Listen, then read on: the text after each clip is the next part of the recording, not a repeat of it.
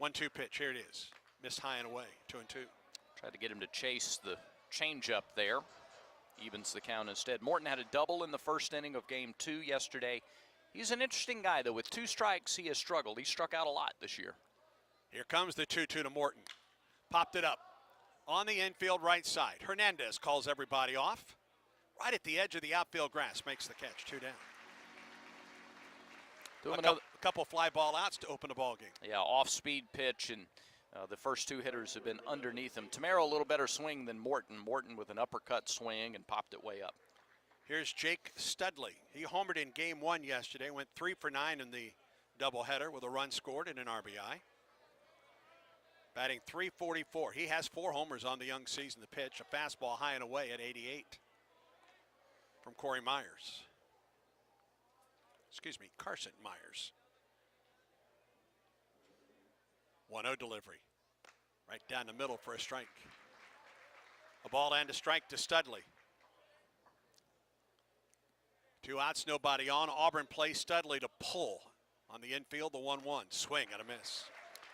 He doesn't get cheated on the cut, does he? No, he doesn't, and he recognized the changeup there and waited on it. But it's one thing to recognize it. It's another thing to make contact. 1-2 pitch to Studley from Myers. Line drive into center. Back goes Stanfield. He's at the warning track. Reaches up, makes the catch, bangs into the wall, hangs onto the ball, and the inning comes to a close. Studley hit it hard, but Stanfield ran it down on the warning track. 3 up and 3 down for UConn. Auburn comes to the plate in the bottom of the first. This is the Auburn Sports Network from Playfly. The Auburn Tigers will be headed back to the NCAA tournament for the 3rd straight season. As the Tigers prepare to dance, we want to remind you that broadcast rights agreements prevent the NCAA tournament games from being streamed on auburntigers.com and the Auburn app. But you can still tune into your local Auburn Sports Network affiliate to hear the call as the Tigers try to make a run through the brackets. Again, NCAA tournament games will not be streamed on auburntigers.com or the Auburn app, but you can still follow the action on your radio home for the Tigers in March, the Auburn Sports Network.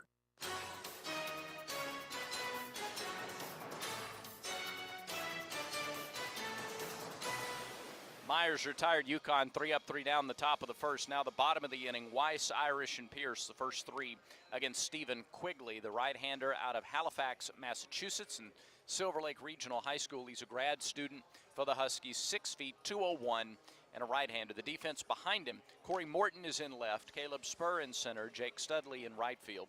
Along the infield at the corners, Tyler Minnick at third, Luke Broadhurst at first.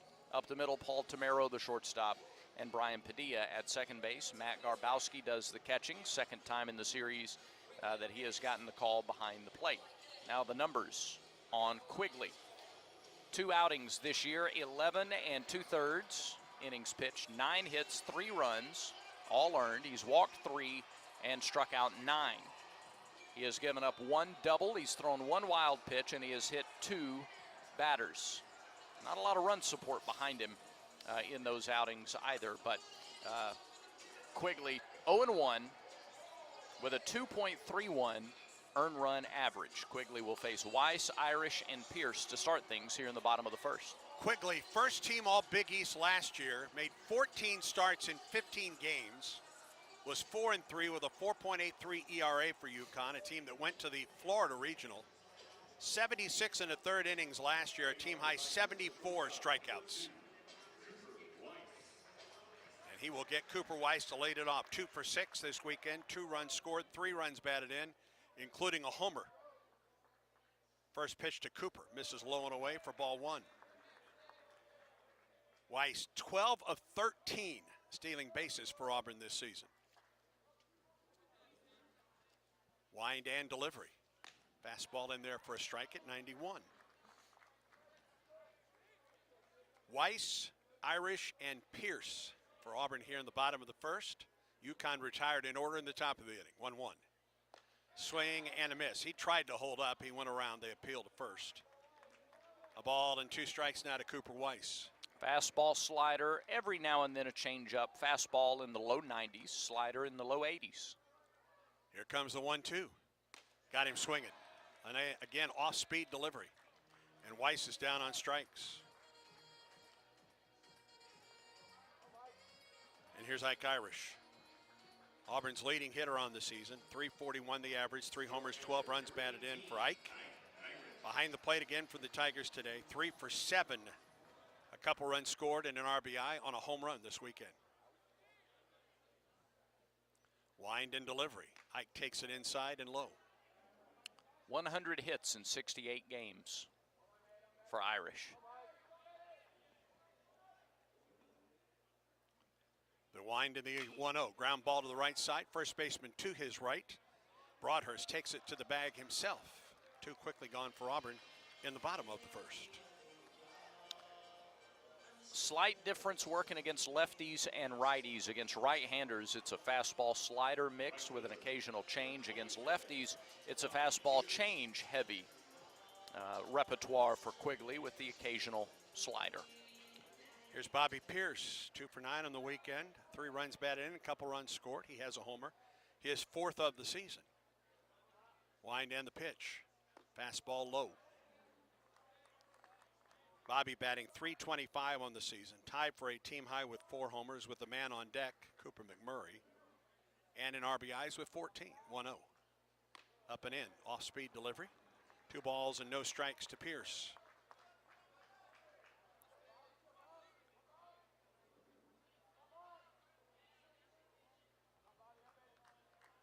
Now the 2-0 pitch. Right down the middle, 2 balls and a strike to Bobby. Nothing fancy about that. No. Just a fastball at 91 down the middle. 2 outs, nobody on for Auburn. 2 balls and a strike to Pierce. The wind and the pitch. Swept away, 3-1. Outfield play straight away pretty deep with Pierce at the plate. Infield back with 2 down. McMurray just outside the on-deck circle for the Tigers. Here's the 3-1 to Pierce. Got him. Fastball right at the knees on the outside corner, 3-2. Good pitch. Now, does he get fastballs? I think he gets an off-speed pitch right now. 3-2. Fastball, it missed away. Oh. Yukon was on its way to the dugout. Those last 2 pitches, Pierce thought it was ball 4, and then on the 3-2, Yukon thought it was strike 3. Well, the strike zones all weekend long have been really tight. I mean, there's an emphasis throughout SEC umpiring to not tighten the strike zone, but to call the true definition of the strike zone. Here's Cooper McMurray. First pitch, changeup, misses low and outside. And there has not been a lot of leeway on the strike zone in the first 2 games yesterday and then so far early today. Runner at first, 2 down. Pierce dances away, now gets back to the bag on a throw to first. He was leaning one step, but he was able to get back. McMurray 1 for 5 with a homer. Stretch by Quigley. And the pitch. McMurray fouled it back. Had a good cut, ball and a strike.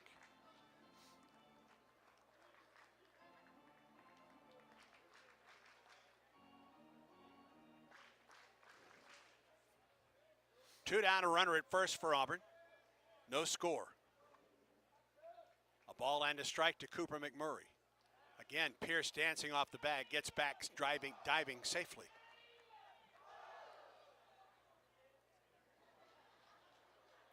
Not even close.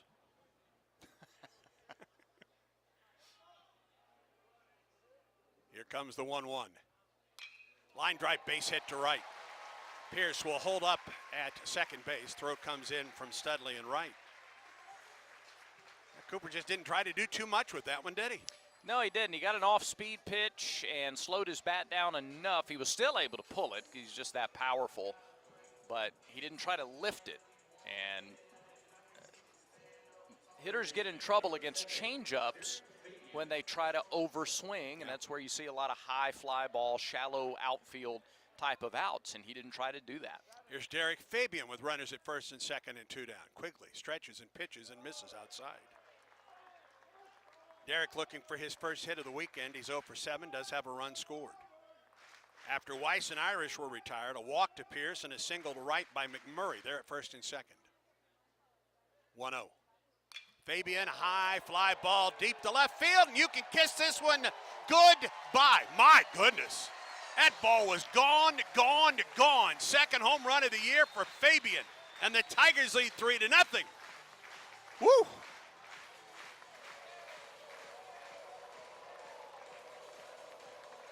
Tell you what, that'll put your little shoes away. As Sonny said yesterday, that'll put biscuit on. That'll put that gravy on your biscuit. Well, that was an off-speed pitch, and Fabian was ready for it, wasn't he? Yeah, he sure was. That's a tape measure shot. Goodness gracious.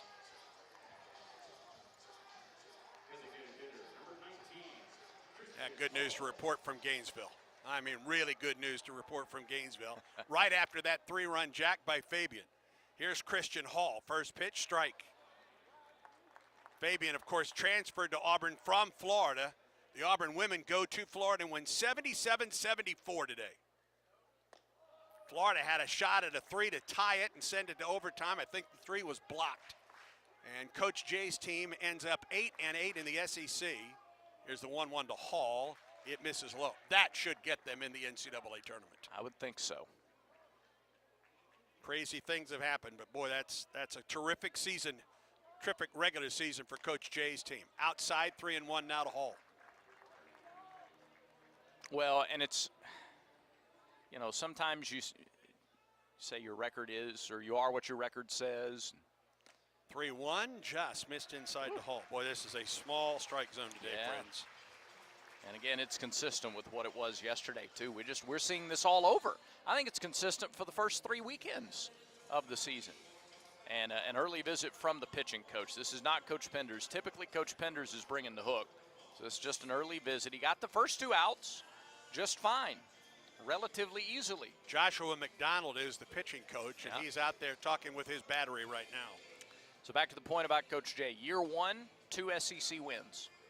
Year 2, 5 SEC wins, an improvement by 3. Year 3, 8 SEC wins. Just a steady climb and a steady build. Yeah, and year 2 also a women's NIT and moving into the second round there and lost a heartbreaker at Clemson. Yeah.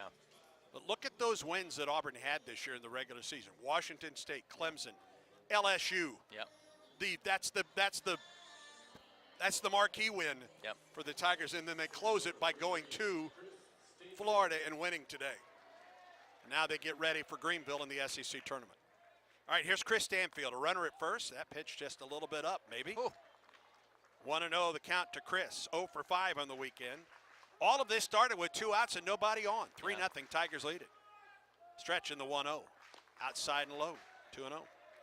So often you see a visit by the pitching coach and then strikes after. Not the case here. 2-0 pitch from Quigley to Stanfield. Here it is. Swinging a line drive into right field. It's down for a hit.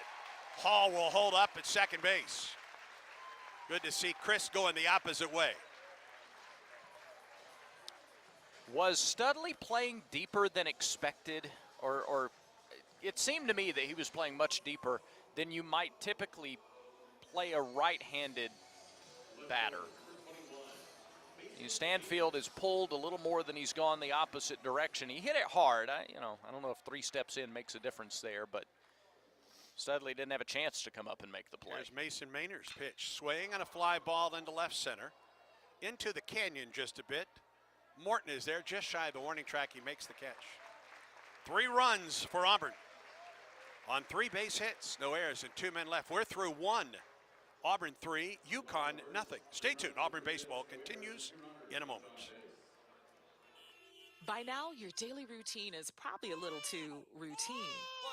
Don't you want to change? Don't you want to start playing by your own rules and escape the routine so your fantasy becomes reality? Where every night is an adventure, where new flavors are ready to be tasted, where it feels like you're a winner. Take a chance. Reward yourself. Make your routine anything but routine. Escape every day at Wind Creek Casino and WindCreekCasino.com. War Eagle, Butch Thompson here, and we need all of the Auburn family to join On to Victory. Your membership directly supports our student athletes on and off the field and helps us build the best team in the nation. Become a member today. Be part of Auburn's winning team. Visit ontovictory.com. This broadcast of Auburn baseball is brought to you in part by Cook's Pest Control and the Centricon system. You don't have to live with termites. A 3-run rally with 2 outs in the bottom of the first. Tigers lead 3-0. Carson Myers back to the hill for Auburn through just 11 pitches in the first. He will get Luke Broadhurst, Matt Malcolm, and Matt Grabowski for UConn.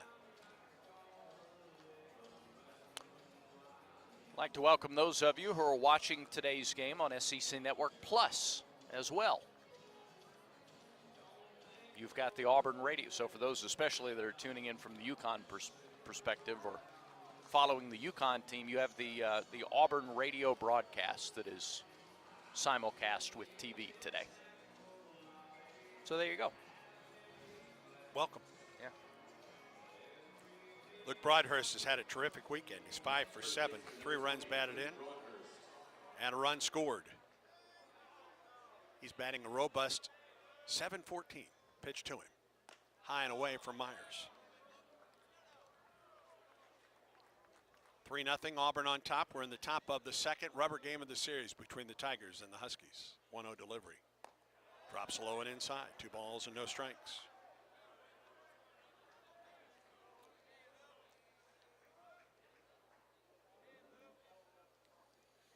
Pitch. Swing and a miss. Second inning brought to you by Southern Union. There's a new path to the Plains, and it runs through Southern Union State Community College. Move seamlessly to Auburn to complete a bachelor's degree in selected programs by taking courses at Southern and Auburn concurrently. There's a strike. All at Southern Union's tuition rates. Let Southern Union put you on a path to the Plains. 2-2.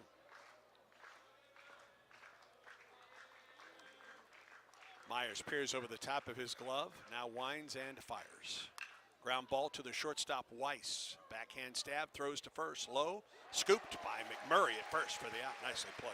Excellent play by McMurray. You're never 100% sure on natural grass how the bounce is going to go, but Cooper plays that as well as anybody over at first base.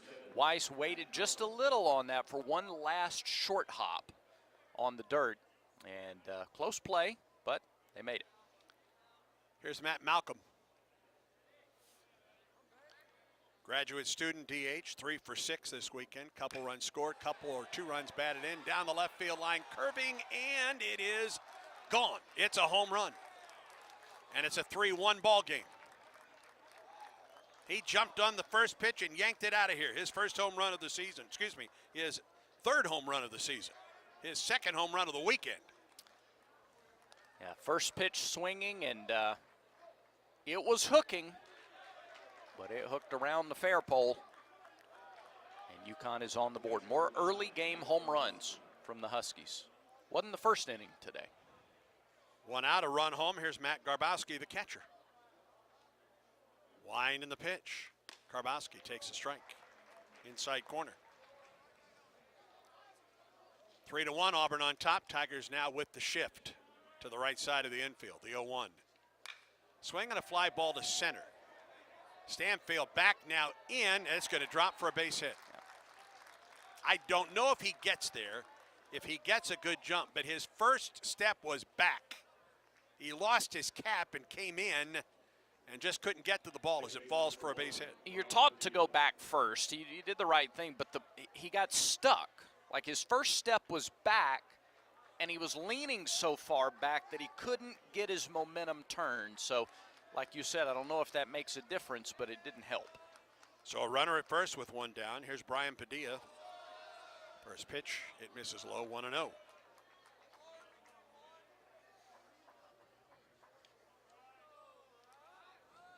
Grabowski at first with 1 down. A run home for UConn and a throw over, and he's back. That home run by Malcolm, the first home run allowed by Myers this season. 1-0 pitch. This is low and away, 2-0.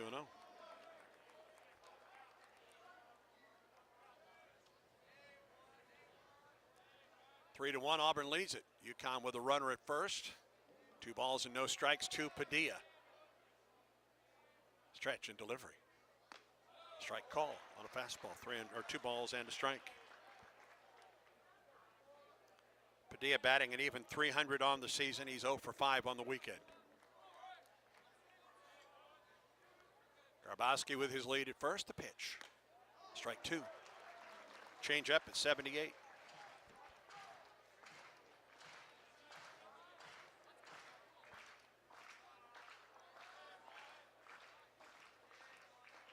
Myers comes set. 2-2 pitch. Nope, throw to first. Grabowski is back. No tag applied by McMurray.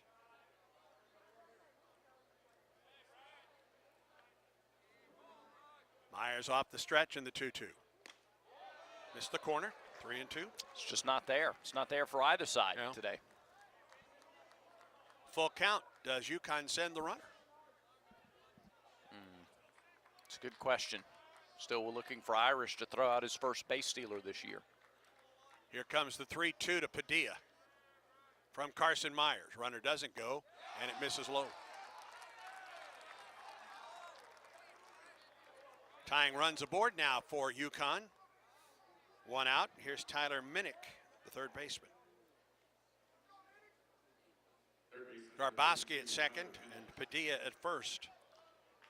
A leadoff ground out by Broadhurst. Malcolm took the first pitch that he saw and headed out of the ballpark. A single to center by Grabowski, and Padilla has walked. 1 down in the inning. Stretch and the pitch from Myers. Outside and high, 1-0.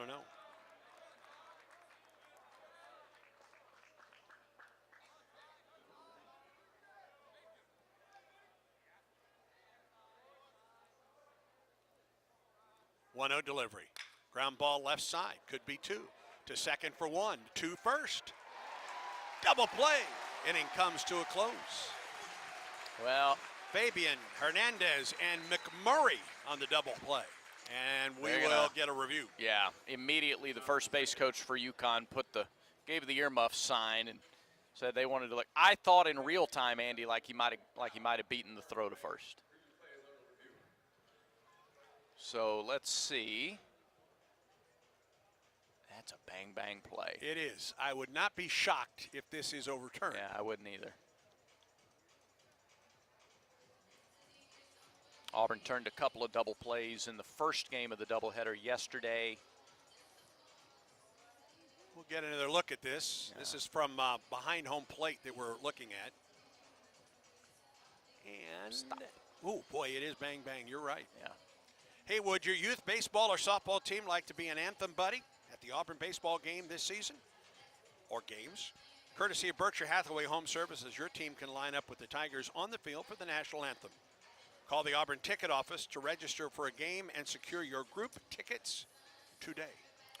Call on the field was out at first, so it's either a 5-4-3 inning-ending double play or Grabowski's at third and Minnick is at first, and there are 2 outs. It was not a hot shot to third off the bat of Minnick. I thought Auburn did as much as it could to turn the double play. The review takes place in the umpire or in a review room just off the Auburn dugout. Birmingham is not involved in this for non-conference games. If it were an SEC game, they wouldn't even leave the field.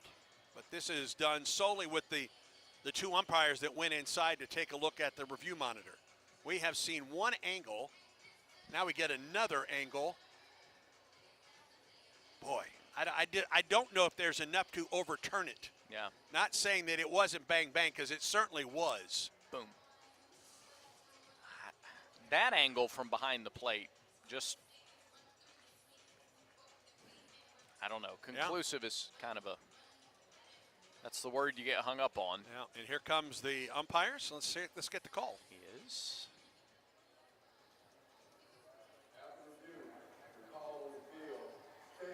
Stands. All right, 5-4-3 double play. And UConn loses a challenge. Can't blame the Huskies for asking for it, however. A run on 2 hits, no errors, a man left for UConn. We go to the bottom of the second, Auburn 3, the Huskies 1. This is the Auburn Sports Network from Playfly. Get ready to say War Eagle and sing Take Me Out to the Ball Game as Auburn baseball tickets are now on sale for the 2024 season. Don't miss any of the 32 exciting home games at Plainsman Park as Butch Thompson and your 15th ranked Auburn Tigers are set to host Arkansas, Tennessee, Kentucky, Ole Miss, and Alabama this season. Opening day on the Plains is set for Friday, February 16th versus Eastern Kentucky. Tickets start at just $12. You can secure yours today at aubtix.com. War Eagle. Hey, it's Bruce Pearl. When you find a player who's electric, what a game changer. Like the all-electric Ford F-150 Lightning truck. It's got the performance you'd expect from an F-150, plus state-of-the-art tech like intelligent backup power. So if the lights go out at your properly equipped house, you've got the power to turn them back on. Game changing. That's what I'm talking about. See your local Ford dealer to learn more about the F-150 Lightning. Available at Ford EV certified dealers only. Some models, trims, and features may not be available and may be subject to change.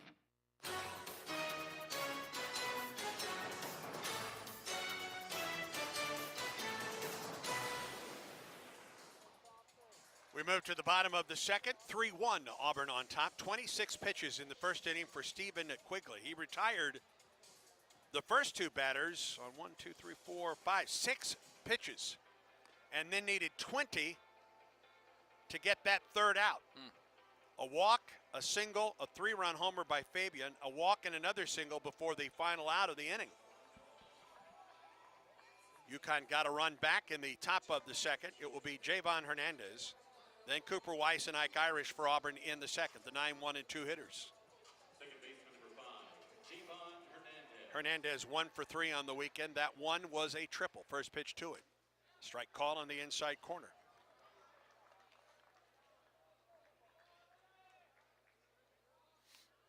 Weiss and Irish to follow Hernandez. Pitch on the way. Javon chops it foul. On a hop to the Auburn dugout where it's snared. What was that?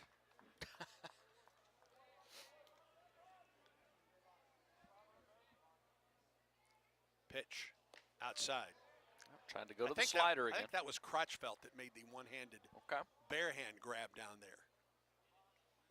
He make it with a left hand? I don't know. I think so. 1-2. Hernandez with a single to right. A bullet over the second baseman Padilla's head. Quigley tried to sneak a fastball on the inside corner, and Hernandez did a really good job of shortening his swing, pulling those hands in, and rifling it out to right field. So an opposite field leadoff single for Hernandez. That's Auburn's second opposite field hit of this game. And the leadoff single here in the second. And here's Cooper Weiss. Weiss, a strikeout victim in the first. Hernandez with a lead at first. Is he doing some running here? He is on the first pitch. Weiss drops a bunt. Good one. Catcher's throw is to first in time for the out.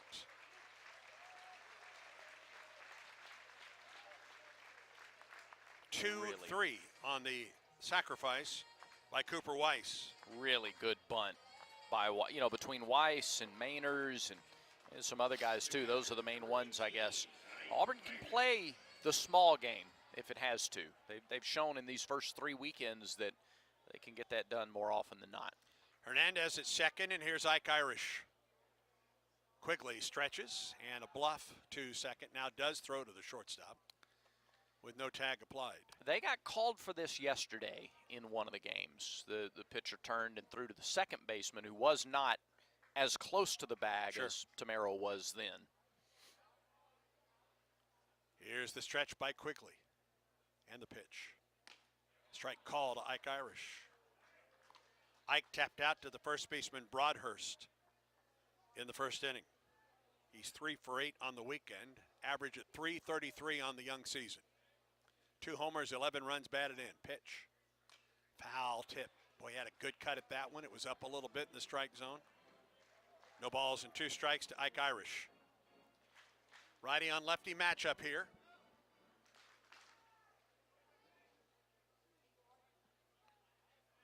Big hole on the left side of the infield. As Quigley comes set. Shortstop shades behind Hernandez. Down there the pitch. Irish takes it outside. 1 ball and 2 strikes. Rubber game of the series between Auburn and UConn. Tigers won yesterday, game one of the doubleheader, 8-1.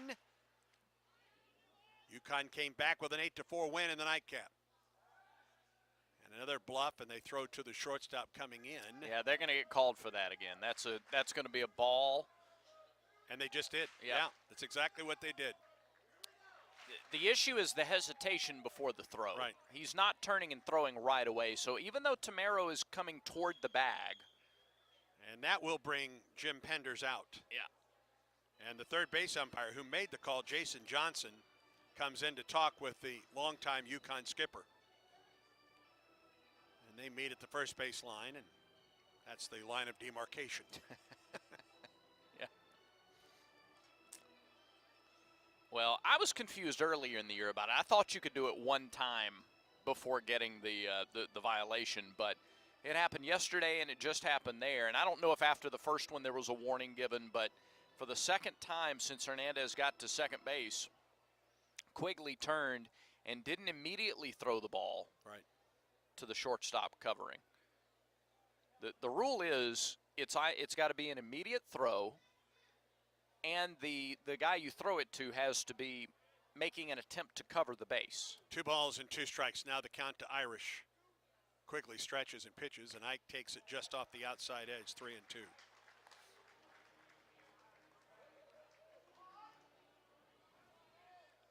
Outfield straightaway and deep with Irish at the plate. Hernandez at second, 1 out. Bottom of the second, the pitch to Ike. High fly ball into deep left. Morton is at the warning track. He makes the catch right in front of the Auburn bullpen, and that's the second out.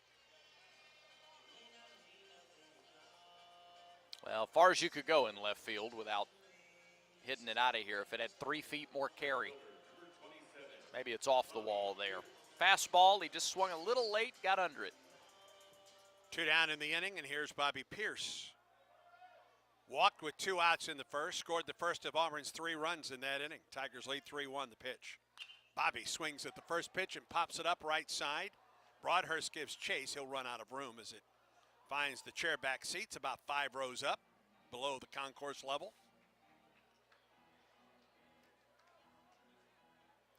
A leadoff single to Javon Hernandez. He's at second base. 2 down in the inning.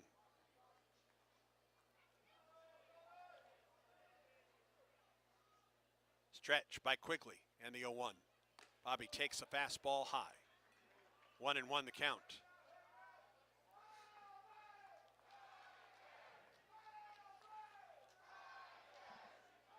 Well, this was the setup Auburn wanted when you get your number 9 hitter on base, the sacrifice to get him in scoring position. 1-1, a fastball down the middle at 91. A ball and 2 strikes to Pierce. For your guys, Irish with 12, Pierce with 14, and McMurray with 14 RBIs on the year. The table is set. 1 strike left to try to get him home. A ball and 2 strikes. Here comes the pitch. Swing on a fly ball to right. Studley in about a step and a half makes the catch, and the inning comes to a close, and Quigley works around the leadoff single. No runs on a hit, no errors, a man left. We're through 2.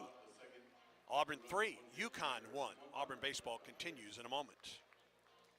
And we're back with the action. Coke Zero Sugar might be the best Coke ever. That's right, Jim. With an irresistible taste and zero sugar, Coke Zero Sugar is a must-try for... Aw, Jim. Best Coke ever? Take a taste, Jen. We're still on the air. Hello, this is Coach Hugh Freeze. They say Coke Zero Sugar is irresistibly tasty. Does that make it the best Coke ever? Find out for yourself. War Eagle. Take it from me, basketball season is a grind. That's why it's great to get away and recharge in my Ford F-150 truck. With available Pro Power on board, which lets me use F-150 as a mobile generator, I can enjoy the great outdoors while watching games and highlights on my flat-screen TV. Ah, relaxation. Check out the official truck of the Auburn Tigers at your local Ford dealer and tell them Bruce Pearl sent you. See Owner's Manual for important operating instructions. Some models, trims, and features may not be available and may be subject to change. This broadcast of Auburn baseball is brought to you in part by Cook's Pest Control and the Centricon system. You don't have to live with termites.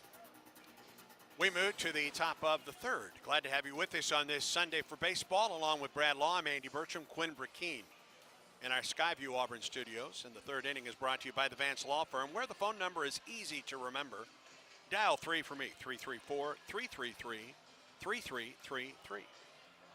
Jim Penders has not made it to the third base coach's box yet. He spent the entirety of that break talking to Brandon Cooper, the home plate umpire, still trying to maybe gently plead his case after the second pitch clock violation in as many days called against the Huskies. Caleb Spur will lead it off, center fielder for the Huskies, 0 for 7 on the weekend with a run scored. First pitch from Myers, misses outside for ball 1.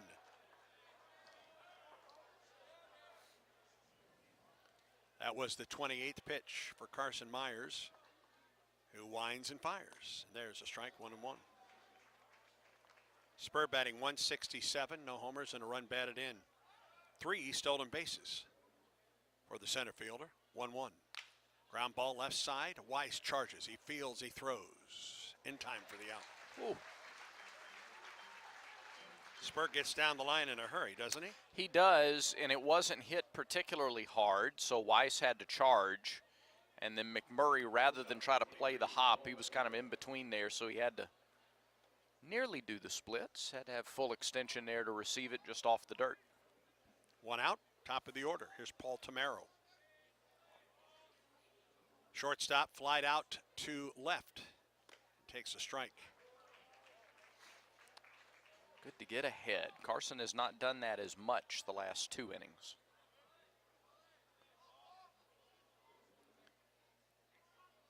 Left-hander goes to work. The 0-1 delivery.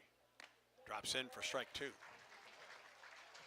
Against the right-handed hitters, boy, they really need that slider. Auburn, that is, needs that slider in and deep on the back foot of those right-handed hitters today.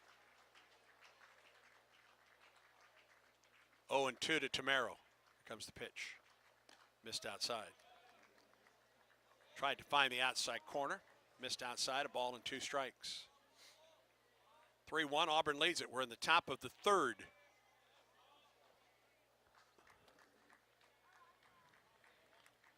Carson winds in the 1-2. Popped up.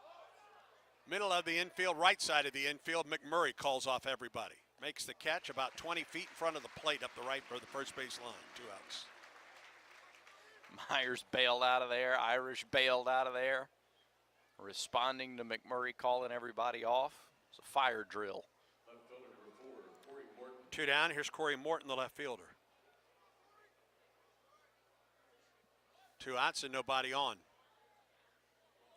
And McMurray in at first base up on the edge of the grass. Pitch on the way. Fly ball into deep left center field. Long run Stanfield, long run Mainers. They won't get it. On a hop off the wall, it's a double for Corey Morton. Third double of the year for Morton. Jumped on the first pitch just like Malcolm did with his home run. That's a good point. Here's Jake Studley, who can tie it with 1 swing of the bat. After the first 2 were retired, Morton jumped on the first pitch he saw and doubled into the canyon in left center. A 1-hopper off the wall. He's at second base with 2 down. Stretching the pitch. Fly ball into right. Pierce is back. He is there. He makes the catch and the inning comes to a close. No runs on a hit, no errors. 1 man left for the UConn Huskies. We go to the bottom of the third. The Tigers lead it by a score of 3-1. This is the Auburn Sports Network from Playfly. Children's of Alabama reminds you that every child's head injury should be treated like a serious injury until a doctor says it's not. In fact, the CDC estimates some 4 million sports and recreation-related concussions occur each year. Even a minor fall or collision may be a concern. Symptoms typically include headaches, unsteadiness, confusion, or sleepiness. To find out what to do in case of a suspected concussion, visit childrensal.org/concussion and always dial 911 in case of an emergency. I'm Stuart Vance with the Vance Law Firm, and we're excited to be a proud partner of Auburn Athletics. This Auburn baseball season, the third inning of every home game is sponsored by the Vance Law Firm. We're located right here in Central Alabama and ready to work for you. If you've been injured in a car wreck, let the Vance Law Firm get you the compensation you deserve. Call us today for a free consultation. It's as easy as dialing 3 for me. 333-3333.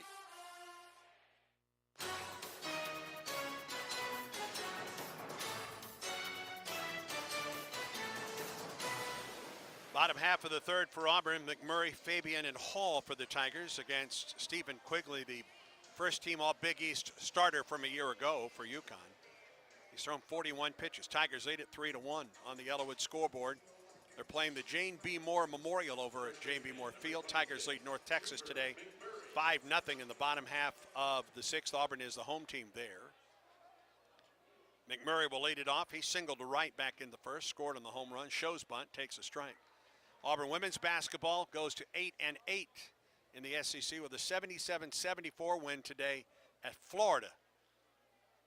More on that in just a moment. 0-1 pitch to McMurray. Misses a little bit low, a ball and a strike. Auburn will be the 7 seed at the SEC tournament in Greenville, South Carolina. The Tigers will play at 5 o'clock on Thursday, 1-1. McMurray off the end of the bat to the third baseman who charges Minnick, fields and throws, and gets Cooper at first. Auburn will play either Arkansas or Texas A&M on Thursday in what is the second round of the SEC tournament. Boy, oh boy, all the preseason projections. I don't think any of them had Auburn as the 7 seed. Nope.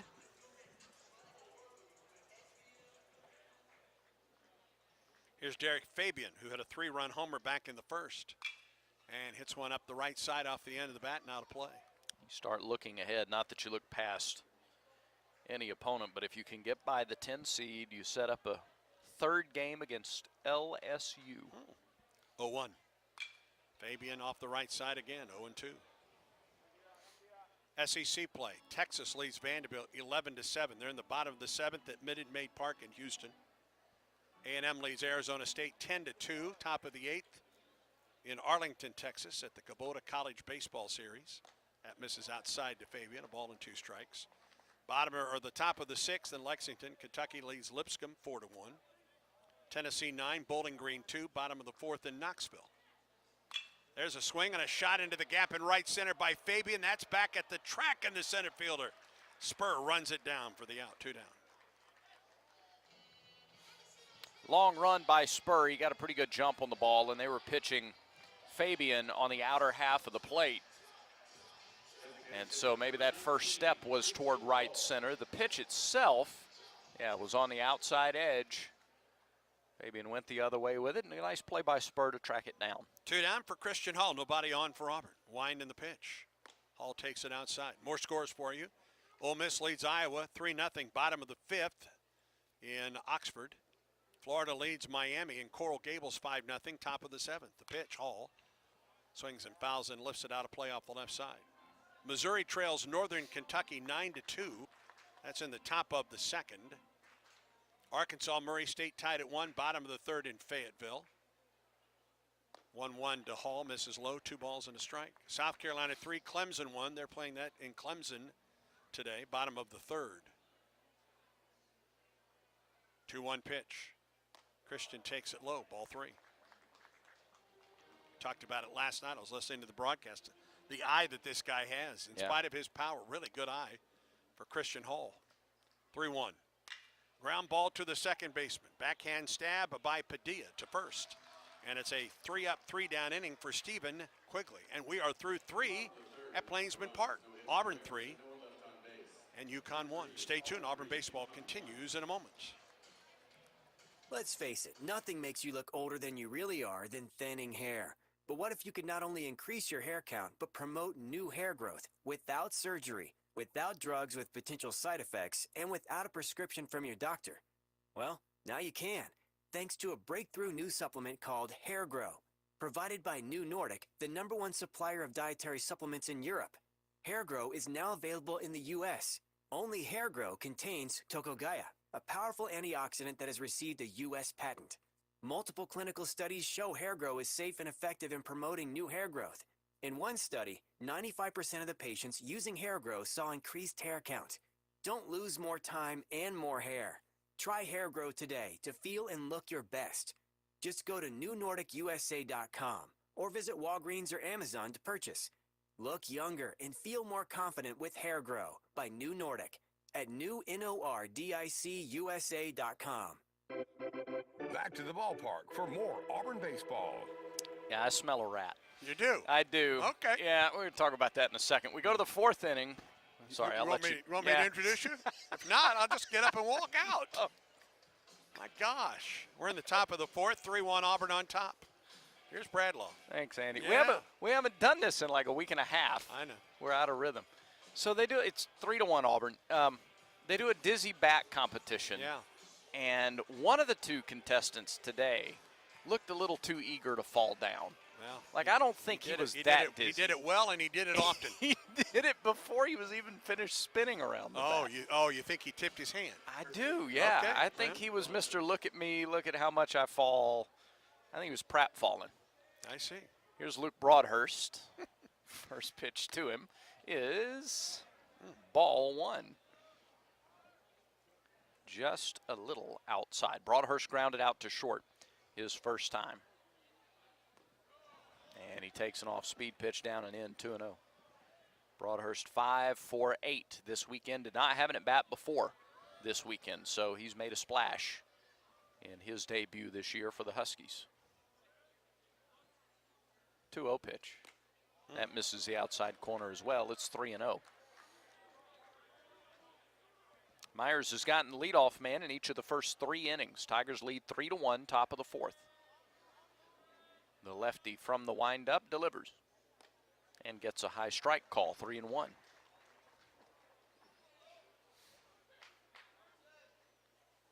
No wind at the ballpark, cloudy day. Good crowd, the pitch. Missed high and outside, that's ball 4.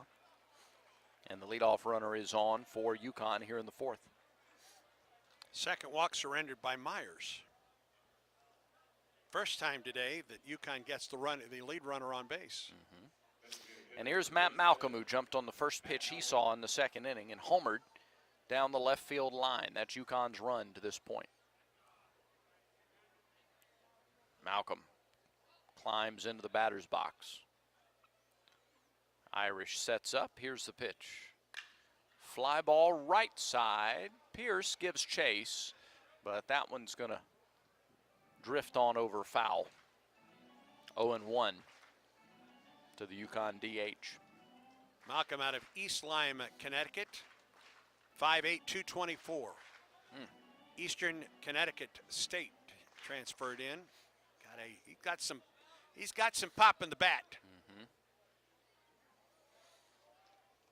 3 homers, 5 driven in after his homer in the second inning. He takes an off-speed pitch for a strike, and Myers out in front 0-2. It's a UConn club that does not play its first home game until March 20th. They were at Berkeley last weekend. They go back to California next weekend against Cal Santa Barbara. 0-2 pitch to Malcolm. Up and away with an off-speed pitch, 1-2. That may have gotten away from Myers. I don't think he was trying to throw it that far up and out. I wonder if next week is UConn's spring break, because they've got a tour of California. Santa Barbara, UCLA, Cal Baptist. All in a row. Here's the 1-2. Swing on a fly ball to right off the end of the bat. Pierce circles around. Underneath it, he's got it for the first out. Circular route to the ball for Bobby Pierce, never in a hurry. Had it measured the whole way. I think he was setting up to throw behind the runner if he could at first base. It's out number 1 in the fourth, and here's Matt Garbowski. Garbowski singled to shallow center in the second. Leans out over the plate. Left-handed batter. First pitch to him misses the inside corner, 1-0. Slip step there by Myers. Trying to control the running a little bit more today. Something Coach Thompson's talked about Yep. a couple of times this week is the pitchers helping in the run game. 1-0. Same spot, same call, ball 2. Change up, a little too far in. And the emphasis on the strike zone is just going to take some getting used to, because there's a dozen pitches or more every ball game that look really good. Myers straightens up, runner at first, 1 down, 2-0 pitch. Nope, there's a throw to first instead. Talking with Butch Thompson before we did the pregame today, he talked, one of the things that Auburn going to be a little more intentional is throwing to first with the runners over there. The 2-0 is inside, 3 balls and no strikes. Broadhurst is at first, a leadoff walk. He's there now with 1 out. In other words, trying to be proactive with the running game rather than reactive. Yeah. Myers behind Garbowski, the 3-0. Missed inside, ball 4. 3 walks now for Myers, 2 in the inning. They're at first and second with 1 down. And Brian Padilla comes to the plate. He walked back in the second. 3 for 10. And Everett Tieford, Auburn's first-year pitching coach, comes out. And he will gather the infield together, and they'll have a chat. It's an empty bullpen for Auburn right now, just in case you're wondering. Entire infield in to talk with the Auburn pitching coach, or maybe to listen to the Auburn pitching coach right now. And with that said, then the bullpen will start to be occupied for the Tigers. Tilley? Let's see. Yep, Cam Tilley jogs down to the bullpen. Talked about UConn's upcoming schedule. Auburn is set to host Air Force Tuesday night and Wednesday night, before Austin Peay is in this coming weekend. All right, Padilla in. First pitch, low and inside, ball 1. That Air Force team has, I think, 3 or 4 Auburn high school players on it. A lot of local interest in that 2-game series. Yeah. 1-0 delivery. Nope, there's a turn and a throw to second. An immediate throw to second, and Hernandez, nearly on top of the bag, receives the throw. That's the legal throw to second. Auburn has turned 7 double plays this season, 1 here today. 1-0 delivery. Low, back pick, throw to first. Oh, they had him, but the throw was wide. Yep, the throw's on the bag, he's out. Yep. Irish's throw, though, carried McMurray nearly to the first base coach's box. Boy, Auburn had the pitch it wanted there for that, too. Up and away. 2 balls, no strikes to Padilla. 1 out. Here's the delivery. There's a strike. It's 2-1.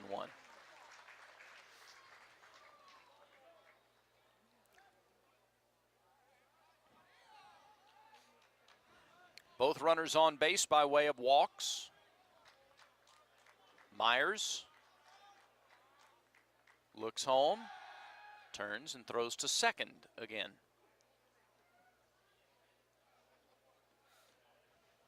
Keep that lead runner. And now, well, the first base coach for UConn asks something of the second base umpire, Navarro January. He makes a note. I'm not sure what. Now the 2-1 to Padilla. Here it is. And there's a called strike. Irish pops up quickly, looks the runner back to first. A second strike to Padilla. It's now 2-2. Tyler Minnick waits on deck for the Huskies. Auburn crowd trying to get behind Myers.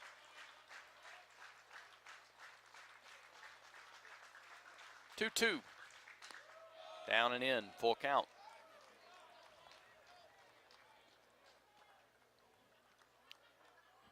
Auburn softball a winner, game 1 today, beating North Texas 8-0. Matty Pinta, a complete game six hitter. Payoff pitch is low, ball 4, and the bases are loaded. 3 walks in the inning, and the bases are loaded for Tyler Minnick. Cam Tilley is working in the Auburn pen. Tyler Minnick grounded into a double play his last time. He did not play in game 2 of the doubleheader. In game 1, he struck out a couple of times. Corner's in for Auburn. First pitch popped up, back and out of play, 0-1. Minnick against the fastball of Chase Alsop was not a good matchup for the UConn third baseman. Chase just overpowered him with a fastball. 0-1. Off speed, missed the outside corner, 1-1.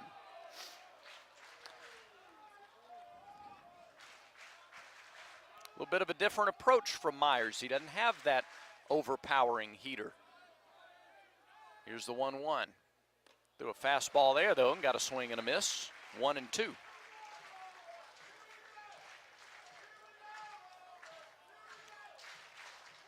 Looking for that all-important second out. Comes set. Runners get their leads. The pitch. Low and inside, and Irish scooted to his left to block it. Well done. 2 balls, 2 strikes. Tigers lead 3-1, but UConn with the bases loaded here in the top of the 4th.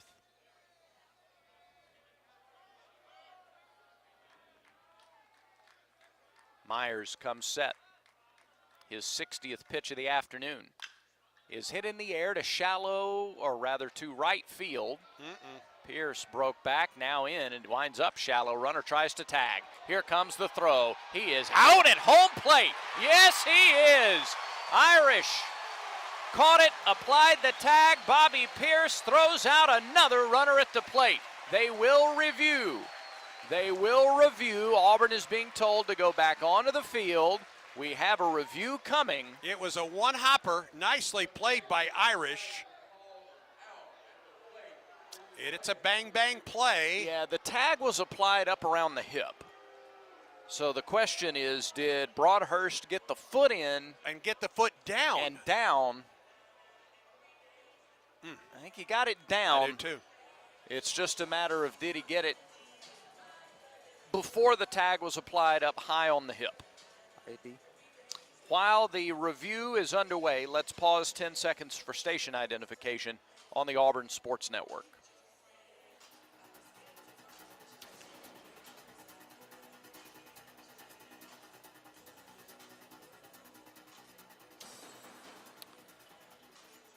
When it came off of Minnick's bat, I started to say shallow right because it didn't look like it had a lot of carry to it.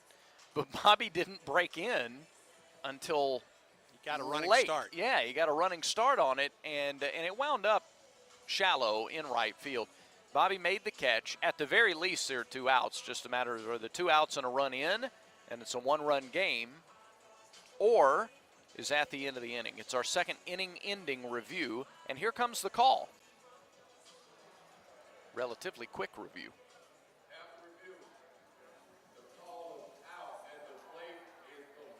Confirmed. So not just stands, but confirmed.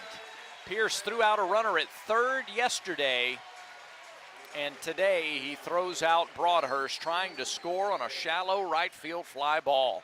How about that? 9-2 the put out at the plate, and that's how the inning comes to a close. No runs for UConn, no hits. 3 walks, no errors, 2 left stranded. We go to the bottom of the 4th. Still 3-1 Tigers, and this is the Auburn Sports Network from Playfly. Conecuh sausage is a fan favorite for tailgating, always great on the grill, and it's the official sausage dog and hot dog of the Auburn Tigers. Conecuh sausage is made from the finest cuts of pork, their patented blend of seasonings, and smoked over a pure hickory fire for that true southern flavor. Be sure to visit the Conecuh gift shop in Evergreen, Alabama, right off I-65 at exit 96. Enjoy a crowd-pleasing Conecuh sausage dog while watching the Tigers and make Conecuh part of your game day. Conecuh sausage since 1947, a real winner. You're live.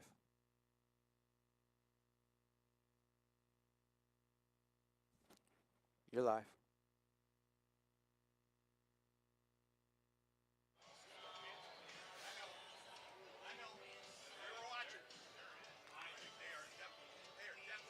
We head to the bottom of the fourth inning.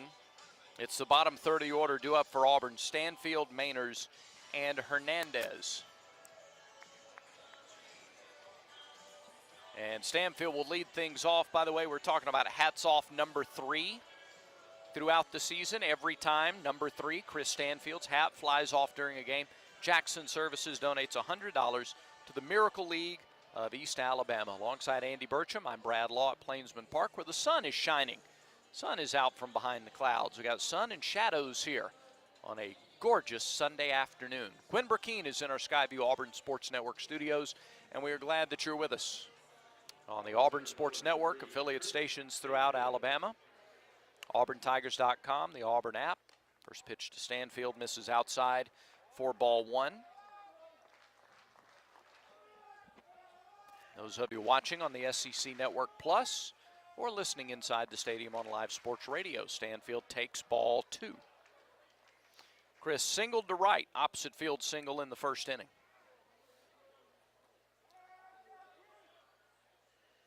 Quigley with the rock and the pitch. There's a strike, 2-1.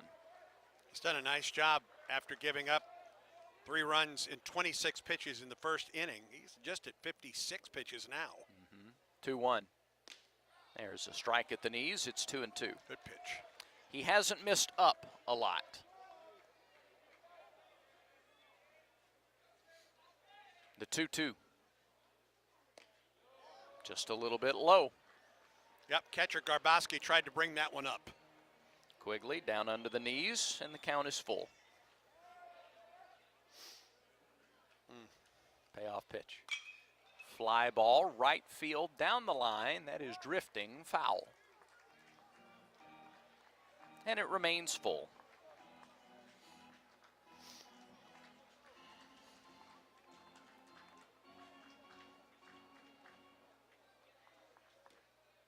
Quigley with the new baseball, climbs back on top of the rubber. They give him a lot of the third base line. The pitch. Skied to right again. And again, it drifts foul. Third baseman Minnick well off the line, and the left fielder Morton is over in the canyon right now. It's almost as if the plan is not going to be to give him anything over the inner half. Right. And Quigley's a good enough pitcher that he can execute it. Yeah. 6-foot right-hander ready. He plants and fires. And it's lifted into shallow center. No play for the right fielder. He'll have to play it on a couple of hops. Studley, no chance to get there in time. A little floater into right field, and Stanfield has his second hit of the game. Jam shot. Yep. A jam shot, and Chris strong enough just to muscle it into shallow right field. It got there on the inner half that time. They sure did pitch him there, but rather than try to pull it, he just muscled it on into right. So 2 backside singles for Stanfield today, and the speedster is aboard. For Mason Mainers, is he up there to bunt? Third baseman thinks so. He's in on the grass. There's a throw to first. Mainers didn't show bunt there. Stanfield back standing. Would Auburn slash here with Mainers? I think he's capable of that. We'll see. Quigley from the stretch. He is not bunting, and the pitch misses high and outside for ball 1.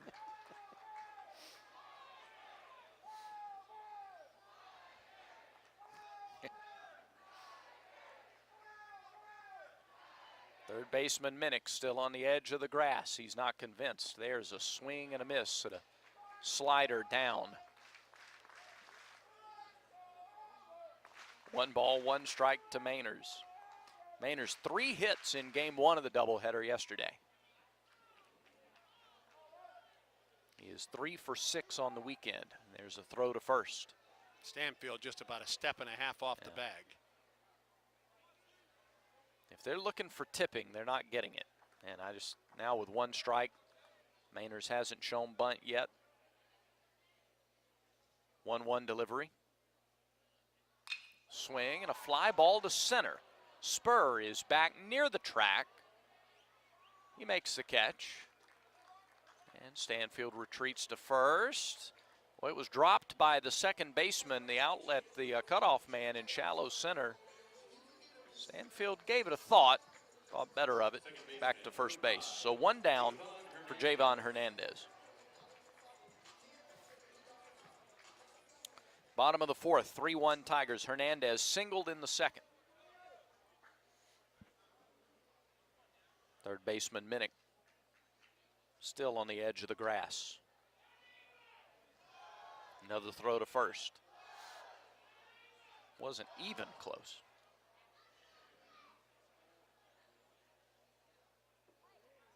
Throw back, a little closer play because Quigley, snap, turn, and throw. And Stanfield had danced off the bag a little bit more. Yeah. First pitch to Hernandez is in for ball one. Javon with just 3 hits on the season, but he had one yesterday, has one today. He's walked 9 times this year. Soft toss to first. Stanfield is a distraction right now for Quigley. Yeah. Despite not a particularly big lead. He's about 1 shoulder length off the bag. Big cut and a foul ball by Hernandez. Fastball at 90. A little bit up. Javon fouled it back. 1 ball, 1 strike. Quigley's pace is certainly slowed down. He's at 65 pitches. Yeah. 1 out here in the fourth. Looks over his left shoulder at Stanfield. Short lead again for Chris. The 1-1 pitch to Hernandez is on the way. It's a pitch out. Sure was. And Stanfield was not going. 2 balls, 1 strike.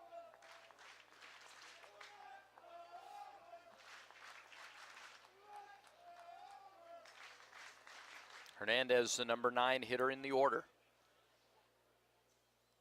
The 2-1, there goes Stanfield. Pitches inside, throw to second is not in time, and Chris Stanfield has the stolen base. It's his 3rd of the season. Just a really good jump. Good throw, I thought, by Grabowski. He made that closer than I thought it would be. Pitch was inside to Hernandez. Kind of a walking jump for Stanfield.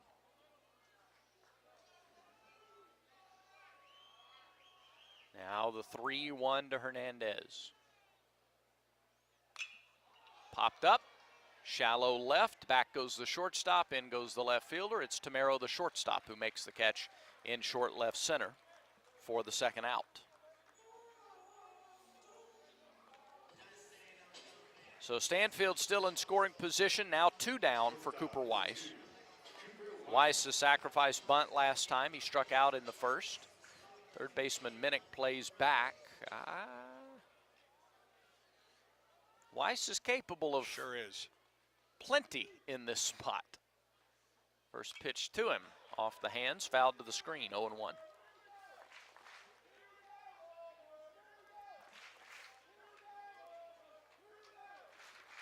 He's shown flashes of power. He's shown he can bunt.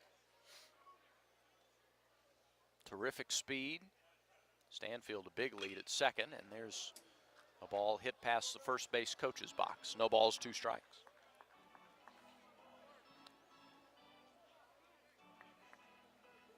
Tigers lead 3-1. They've out-hit the Huskies 5-3.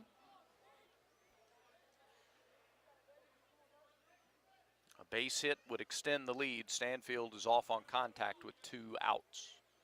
The 0-2 to Weiss. Low and away with a slider. 1-2.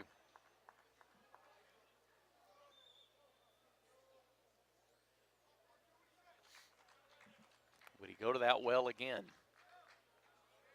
Quigley, pitch number 72 of the ball game, is a slider. It is low, and it's 2-2. It's a good eye. He had thoughts. Now, as he forced him into a fastball. Studley and Wright has the only outfield assist in this young season for UConn. The pitch. Fastball swung on and missed, strike 3. Challenged him up and in. So a good job by Quigley to work out of trouble. He gave off the leadoff single. He's done that in 2 of the last 3 innings, but turned Auburn away. No runs, a hit, no errors, and a man left. We're through 4 at Plainsman Park. Auburn 3, UConn 1. Auburn baseball continues in a moment. In SEC sports, the ifs come at you every minute. What if your QB had released the ball a second earlier? What if the head coach hadn't used his last time out? What if your team goes all the way this season? If you love the tradition, if you live for the rivalry, if you can't wait each week for the absolute edge of your seat action, Regions is right there with you as the official bank of the SEC. Regions can't help you with the ifs in sports. Regions helps you embrace the if in life. Member FDIC. Texting enrolls you in a reoccurring automated marketing text messages. Consent not required to purchase. Message and data rates may apply. Nice work. Thanks. Taking Nugenix Total T makes a huge difference for me. Nugenix. That's the testosterone booster with TV ads with Frank Thomas, right? Yes. Are they still giving out complimentary bottles? Yes. Nugenix is a great way to feel stronger with more energy and endurance. And as Frank says, you'll like it too. Text ROCK to 369-369 right now for your complimentary bottle of Nugenix. Text ROCK to 369-369. That's ROCK to 369-369. This broadcast of Auburn baseball is brought to you in part by the Alabama Department of Public Health. Don't wait. Vaccinate. Protect yourself and others by staying current on all recommended vaccines. Visit alabamapublichealth.gov/IMM. The Bonnie Plants call to the bullpen for the Tigers as Carson Myers' day is done. Auburn goes to Cam Tilley. Freshman right-hander, 6'1", 201 from Newburgh, Indiana, and Castle High School. 1-0 on the season. A 2.25 earned run average. This will be his 4th relief appearance. 4 innings pitched, a run on 3 hits, 4 strikeouts, no walks, no homers, and opponents are hitting .214 against Cam Tilley. Carson Myers this afternoon goes 4 strong innings for the Tigers, gives up a run on 3 hits. He walked 4, did not record a strikeout. He threw 60 pitches on the afternoon. So Auburn turns it over to a true freshman in Cam Tilley as UConn comes to the plate with the 9-1 and 2 hitters here in the top of the 5th. Caleb Spur is the first one to greet Tilley. It's a righty-righty matchup. Tilley winds and delivers, and the first pitch is popped up back and out of play, 0-1. Spur rolled out to short in his only other at bat today. 0-1 pitch. There's a ground ball pounded into the grass in front of the plate. Tilley jumps on it, throws to first for the out. He threw him a breaking ball, and Spur nearly planted it like a seed in the dirt. Tilley's last appearance 9 days ago against Iowa. He got the win. 2 innings of relief, shutout ball, 1 hit, 3 strikeouts. Through 29 pitches and earned the decision in the win over the Hawkeyes. Paul Tamero takes ball 1 low, a fastball. Tamero against Myers, flied out a couple of times to left and to first. Tilley rocks and deals. Threw him a breaking ball, missed inside, 2-0.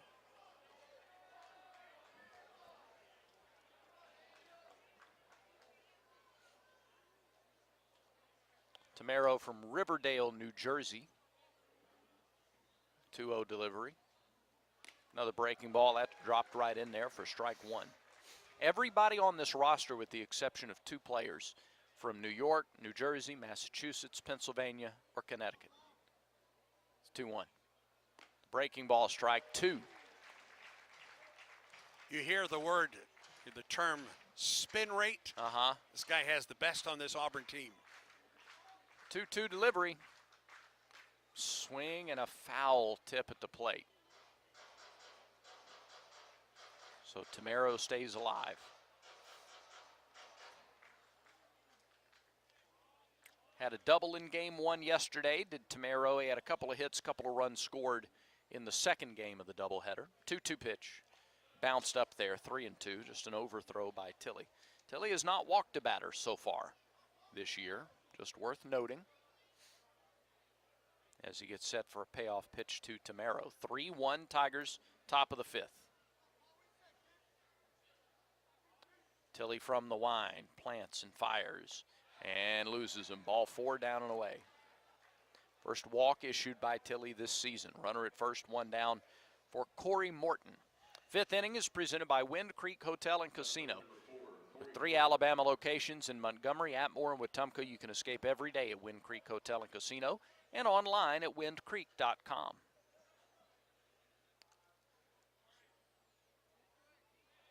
Here's Morton. He has doubled, and he has popped to second. First pitch to him. Low and outside, blocked by Irish. 1-0.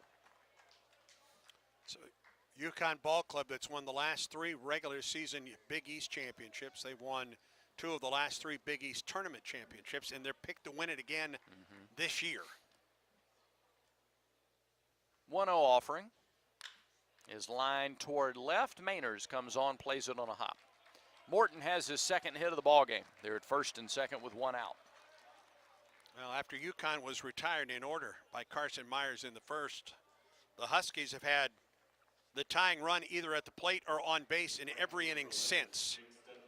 And that continues a trend from yesterday. They only had 1 inning in the second game of the doubleheader in which they were retired in order. And only 1 game in the, 2 innings in the first game of the doubleheader. So only 4 innings so far this weekend have they gone 1, 2, 3. There's a fly ball to right center. Long run for Stanfield over the shoulder, makes the catch. Makes the catch, wound up glove about 3 feet off the ground. Stanfield makes the grab, gets a nice hand from the crowd, and deservedly so. Big second out. That's our defensive play of the game, presented by Cook's Pest Control in the Centricon system. You don't have to live with termites. I think he saved a tie game right now, Brad, with that play. It was a curveball off the outside corner, off the end of, well, not up the end of the bat, but hit into right center, and Stanfield caught it at about shin level and then got the ball back to the warning, and neither run were he able to tag. Ooh, it's a big play. So Studley is eliminated. Now they got to deal with Broadhurst, who has had the hot bat this weekend, and he grounds a base hit into left field. They will wave Tamaro home. Here comes the throw. It is late. And Tamaro scores on the RBI single for Broadhurst. Broadhurst just continues his torrid hitting this weekend. He's made it a 1-run game. It's 3-2 Tigers here in the 5th inning. And runners are at first and second.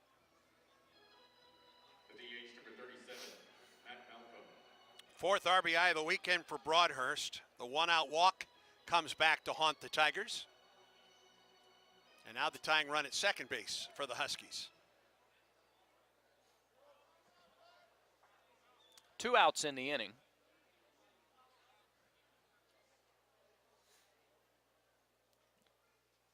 The pitch.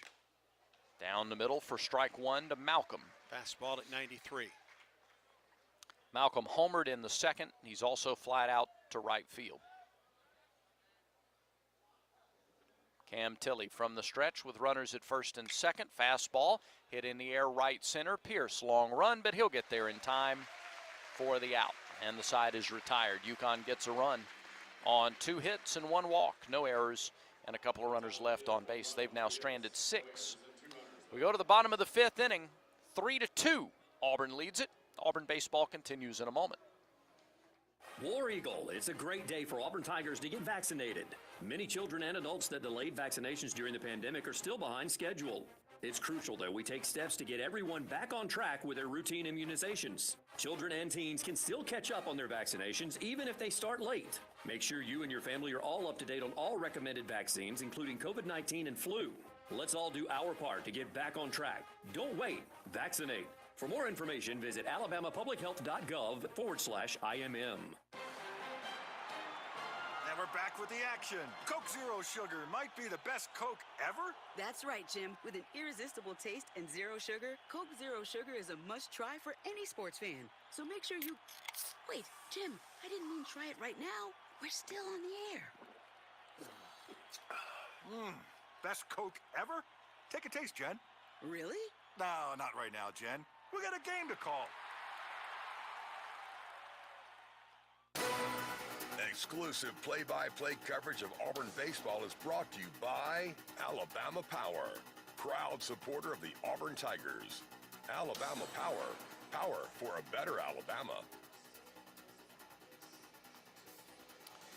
Well, it's sort of what we expected. UConn, a quality opponent, coming down here for the weekend on the Plains, and this is the rubber game of the series, and it's a one-run game as Auburn comes to bat in the bottom of the 5th inning. Irish, Pierce, and McMurray, some big bats in the lineup against Stephen Quigley. Quigley has done nice work. He gave up 3 runs in the first inning. The 3-run homer by Derek Fabian, probably the pitch he wants back the most. He has walked 1. And he has given up a few opposite field singles otherwise. First pitch, Irish, bouncing ball, back up the middle for a base hit. Past a diving Tamero at short. Bouncing ball single, and Irish has his first hit of the ball game. First pitch single in the 5th. 73 pitches for Quigley.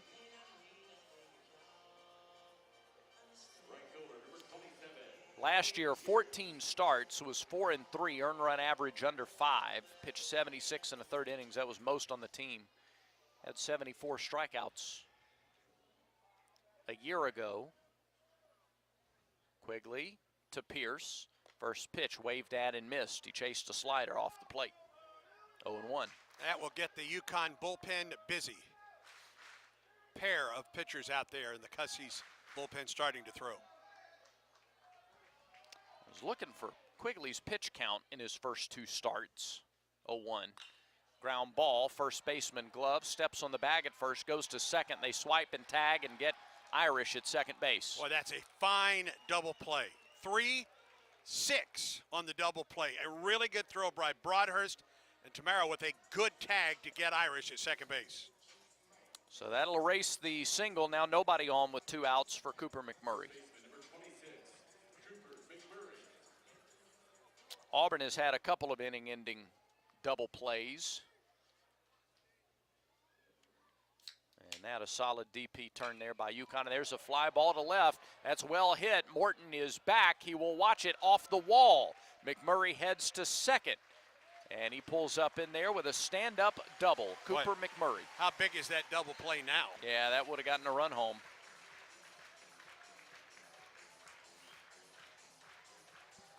Cooper McMurray. And that is his first double of the year. 5th extra base hit. The others left the ballpark. Easy power to the opposite field. That's one of the things Cooper McMurray brings. And now Fabian gets a chance to hit with 2 outs and a man in scoring position.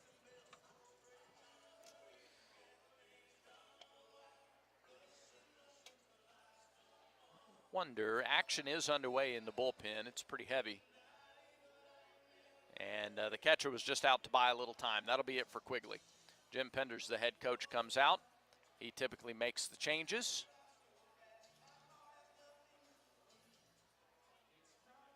And there is the sign given. So Quigley, 77 pitches, 4 2/3 innings. And the head coach for UConn doesn't want to take any chances here. His team has just climbed back to within 1 run. And they're going to bring in the second pitcher of the day. It is, for UConn, the Cook's Pest Control call to the bullpen. Hey, this is Kevin Tutto, owner of Baumhauer's Victory Grill in Auburn. It's basketball season, and we've got you covered with 77 TVs to watch all of your favorite games. Come in and enjoy ice-cold beer and your favorite wings with our happy hour specials from 11 to 6, daily Sunday through Friday. Want to have a watch party to cheer on your Auburn Tigers? Call in and reserve a spot on our new patio for your group party. And the NCAA tournament is right around the corner. We are your official March Madness headquarters with all games televised. Baumhauer's Victory Grill in Auburn. War Eagle.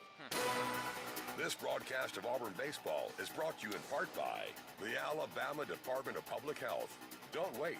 Vaccinate. Protect yourself and others by staying current on all recommended vaccines. Visit alabamapublichealth.gov/IMM. Right-hander Sean Finn is on for UConn, his second tour of duty on the weekend. 5'9", 188 from Warrenton, Pennsylvania, Springside Chestnut Hill High School. No record and no ERA this season, making his 3rd appearance. 1/3 of an inning, no runs, a hit, a walk, a strikeout, and no home runs on the season. Finn yesterday got a 1/3 of an inning. He gave up a walk, a strikeout as well.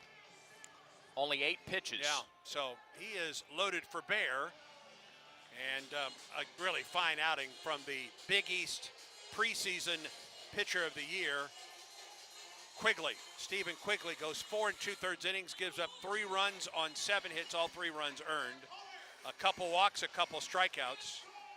He threw 78 pitches, 45 for strikes. Cannot be the winner, could be the loser, as Auburn tries to add to a 3-2 lead here in the bottom half of the 6th. Objective 1 win this game, but if you back up and look big picture now, 2 weekends in a row, Auburn has faced a conference's preseason pitcher of the year. Against Iowa's Brecht, the Big Ten preseason pitcher of the year, Tigers got 2 runs, and when he exited the game, Auburn trailed 3-2, and the very first reliever gave up a home run to tie the ball game. Here, when the Big East preseason pitcher of the year leaves the ball game, Auburn leads 3-2, and we'll see what they can do against the reliever in Finn. This is a powerful, he is a compact pitcher with lots of velocity, a fastball in the mid-90s. And he was able to successfully challenge batters. And I think he only threw 8 pitches yesterday with the idea that they might want him to come back today. So less than 24 hours later, Finn is back in there. Fabian stands in. He has a 3-run homer, and he chases a high fastball and comes up empty, 0-1. 94, and up the ladder. Outfield deep, swung around to the right side. Yeah, they don't expect him to pull. Here's the 0-1 from Finn. Fastball outside. 1 ball, 1 strike. Boy, that's a live arm, isn't it? Sure is. 94 back-to-back fastballs. In warm-ups last night, he was wild. 1-1. Missed high, 2 balls and a strike. It's been 94, 94, 94. When does he break off his first off-speed pitch? And it was good last night. Yes, it was. He needs a strike here to be able to do that with leverage. Here is the 2-1 delivery. McMurray at second. And he missed with the fastball. High, a little bit out. And now it's 3-1 to Fabian. He's not missing by much. No. As we have said about every pitcher here today. Yeah. Stretch by Finn. 3-1 pitch. Low, ball 4. So Fabian draws a walk, and that'll bring the left-handed hitting DH, Christian Hall, to the plate. He's hoping to do some 2-out hitting. There's a righty and a lefty warming up in the Yukon pen right now.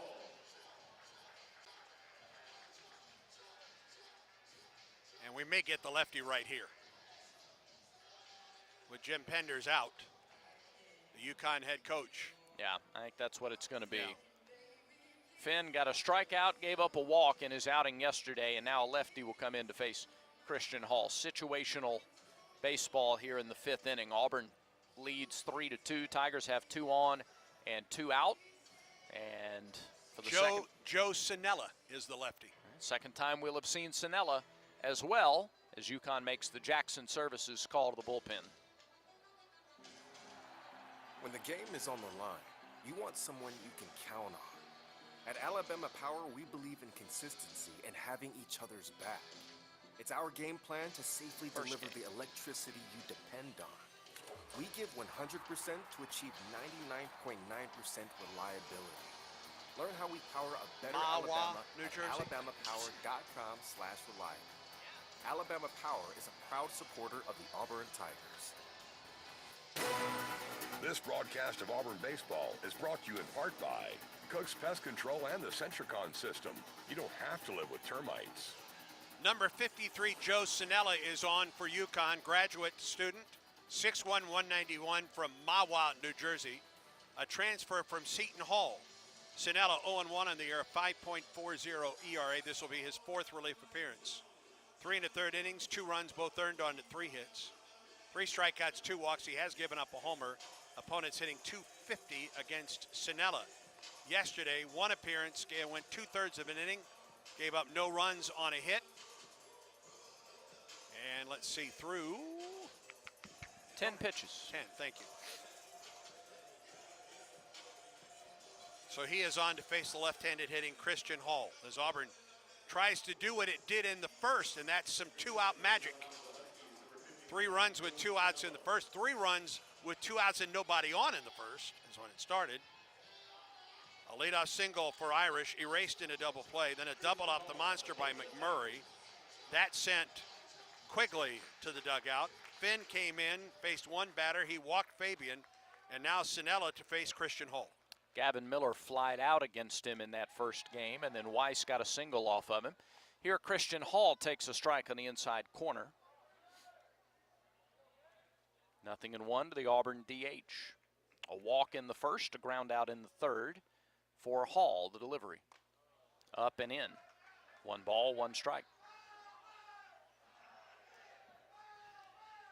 And I wonder how much more of this we will see in this game. Guys that we saw yesterday coming in for a batter here, 2 batters there. 1-1. Ground ball, foul right side over to the UConn dugout. 1 ball, 2 strikes. McMurray at second, Fabian at first, 2 outs, bottom of the 5th, 3-2 Auburn.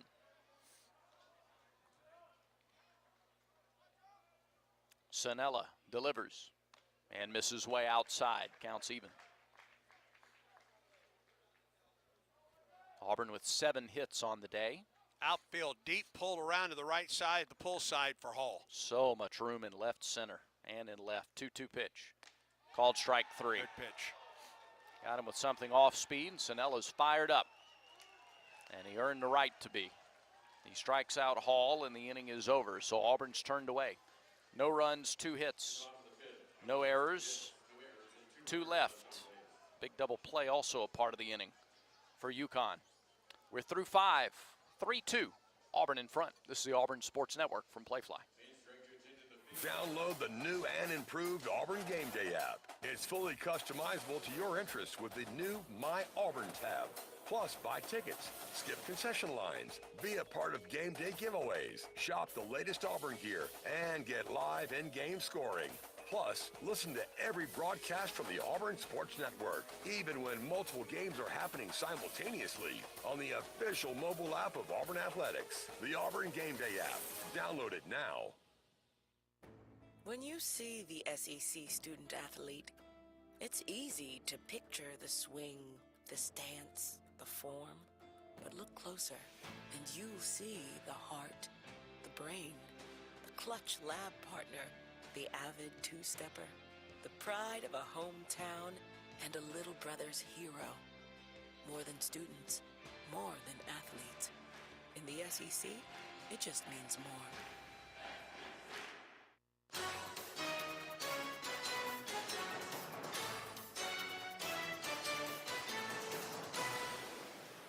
One-run ball game as we go to the 6th inning. Conecuh Sausage, the official sausage and hot dog of the Auburn Tigers. 3-2, Tigers lead. Conecuh Sausage is a game day favorite, always great on the grill. Pick up a pack at your local grocery store or visit the Conecuh gift shop in Evergreen, Alabama, off I-65 at exit 96. You know who loves Conecuh? Tell me. One Boaz Law. He's a smart young lad. Tell you what. It's $2 hot dogs, both games this coming week. The midweek games, $2 hot dogs. Those are Conecuh hot dogs, Yes, too. they are. That's my point. You're right. Right. Stockpiling concessions vouchers.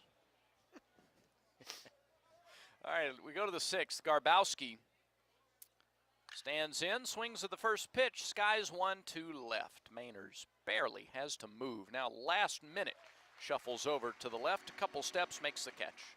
1 pitch, 1 out in the 6th. Tilly gave up a walk and a couple of singles last inning, gave up a run.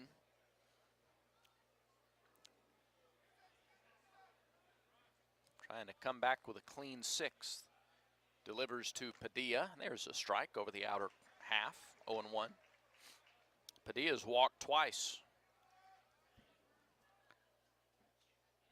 Pitch. Outside, 1 ball, 1 strike. Carson Myers got the start, went the first 4. Tilley's 1-1 offering. Off the end of the bat, foul right side over to Donahue drive. 1-2. 92 on the fastball. See if he comes back with the hook. Rocks and delivers. He bounced one up there about 4 feet in front of the plate. 2-2 to Padilla. Padilla came on game 1 yesterday, pinch hit late, then started at third base in the second game of the doubleheader. And today playing at second base for the Huskies. 2-2 pitch. Fastball hit out to short. Weiss fields, throws, out.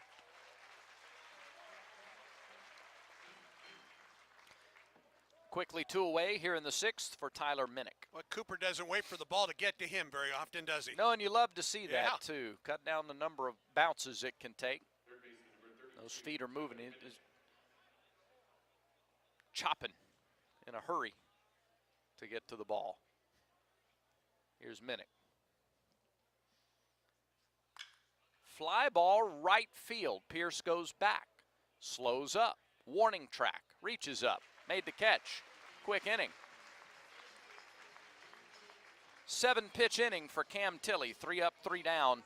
Go the Huskies. We go to the bottom of the 6th inning, chopping it up at Plainsman Park. It's 3-2 Tigers. Auburn baseball continues in a moment. Yellowwood knows that a 5-star backyard is the place to make lasting memories. Like roasting marshmallows on a cool fall night. That's it. Turn it nice and slow. Get it toasted all... Oh, no, it's on fire. Oh, you want it on fire. Okay, that's a choice, I guess. Crunchy. For 5-star backyards and the most memorable experiences, Yellowwood brand pressure-treated pine. If it doesn't have that yellow tag, you don't want it. You've created a comfortable home office. Now let Carrier provide the cash bonus. For a limited time, you can claim up to $1,550 in cool cash rebates on a qualified Carrier home comfort system. There's never been a better time to upgrade to year-round premium comfort and energy savings. Carrier, a proud partner of Auburn Athletics and special needs assistance stations for you. Turn to the experts with Carrier.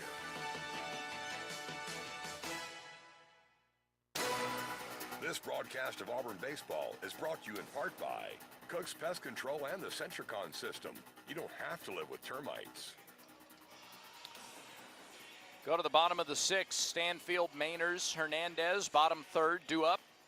With Auburn leading 3-2. The big blast in the game. All of Auburn's runs came on Derek Fabian's home run in the 1st inning. And Auburn extended its streak this weekend. 3 more games with at least 1 home run. It is the longest streak to open a season since at least 1979. Goodness. Yeah. Stanfield is singled a couple of times today. Shows bunt, does not offer. It's a little bit outside for ball 1. Had the right side of the infield crashing in as he was looking to bunt up the first base line. A ball and no strikes to the Auburn center fielder. Sanella sends a strike in over the inside corner, 1-1. Stanfield's first 2 at-bats against Quigley, the starter. There's a ball up and away, 2-1. Stanfield had been 0 for 5 coming in, but had been on base several times. Chops one to third and underneath the glove of Minnick, and he will have no play. He knocked it down, but it was under his glove, and Stanfield easily able to reach after Minnick could not field it cleanly. It's an error on Minnick. A one hopper, and it was right at the end of that one hop. Yes. Got underneath the glove. Tried a backhand stab and just couldn't field it cleanly.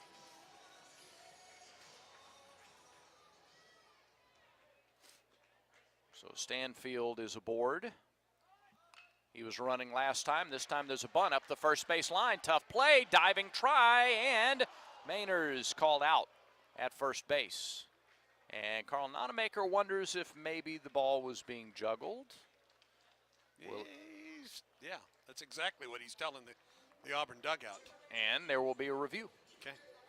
Or might Coach Nonamaker have been saying could be either or, I'm not sure. He was given the old...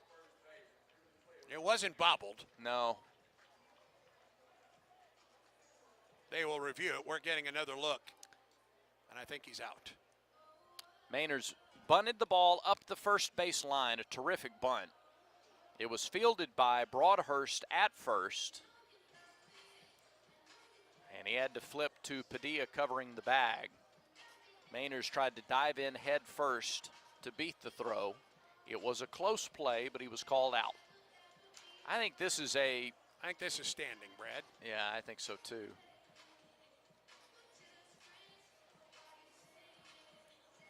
Replay continues inside the room adjacent to the dugout. As this continues, Will Cannon heads to the Auburn pen. He would likely be the next of the Auburn pitchers if needed. Yep. Michael Snover, the first base umpire, made the call, made it quickly, decisive call. If the call stands or is confirmed, Stanfield will be at second with one out. It's going to stand. We get a really good view from the third base camera. And he was out, but it was close. Yeah. That's my prediction. Okay.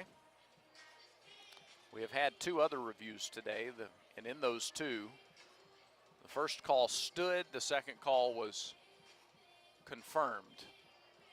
Yeah, I'm kind of with you. There was some question as to whether Padilla's foot was off the bag, but he got it back on there in time.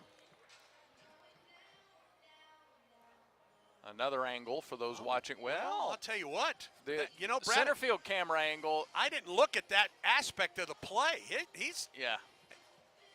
I don't think his foot's on there. The left foot came off the bag. Yeah. And from the center field camera, that's the best angle. Here comes the call. All right.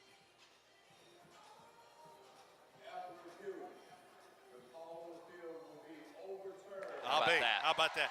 And that was what it was. Well, and when I said that, let me explain. Yeah. I was looking at nothing but the exchange of the ball and the glove. I'll be honest, I didn't even look at the foot. Yep. The foot of Padilla came off the bag. It sure did. It sure did. And he could not get it back down before Mainers got the left hand in there.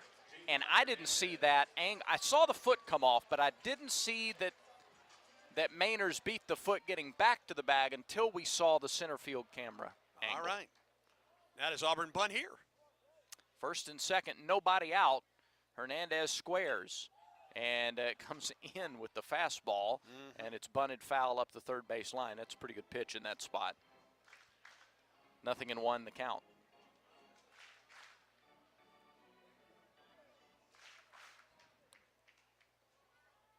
So Mainers at first, Stanfield at second. Tigers lead 3-2, bottom of the sixth inning.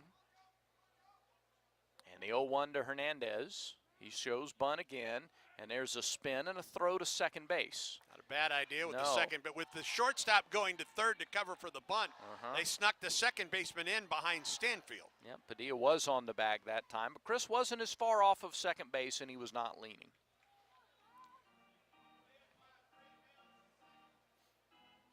Still waiting on the call to see if Mainers, by the way, gets a bunt single in this inning.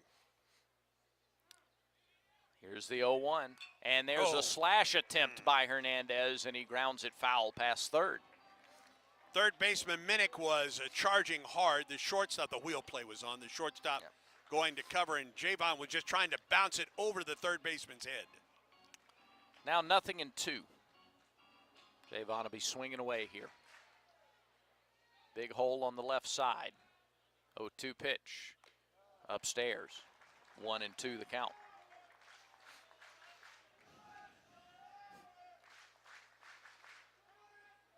Big spot here in the sixth inning. You get a couple of speedy guys on the base pads. 1-2 pitch. It's high. 2 balls, 2 strikes.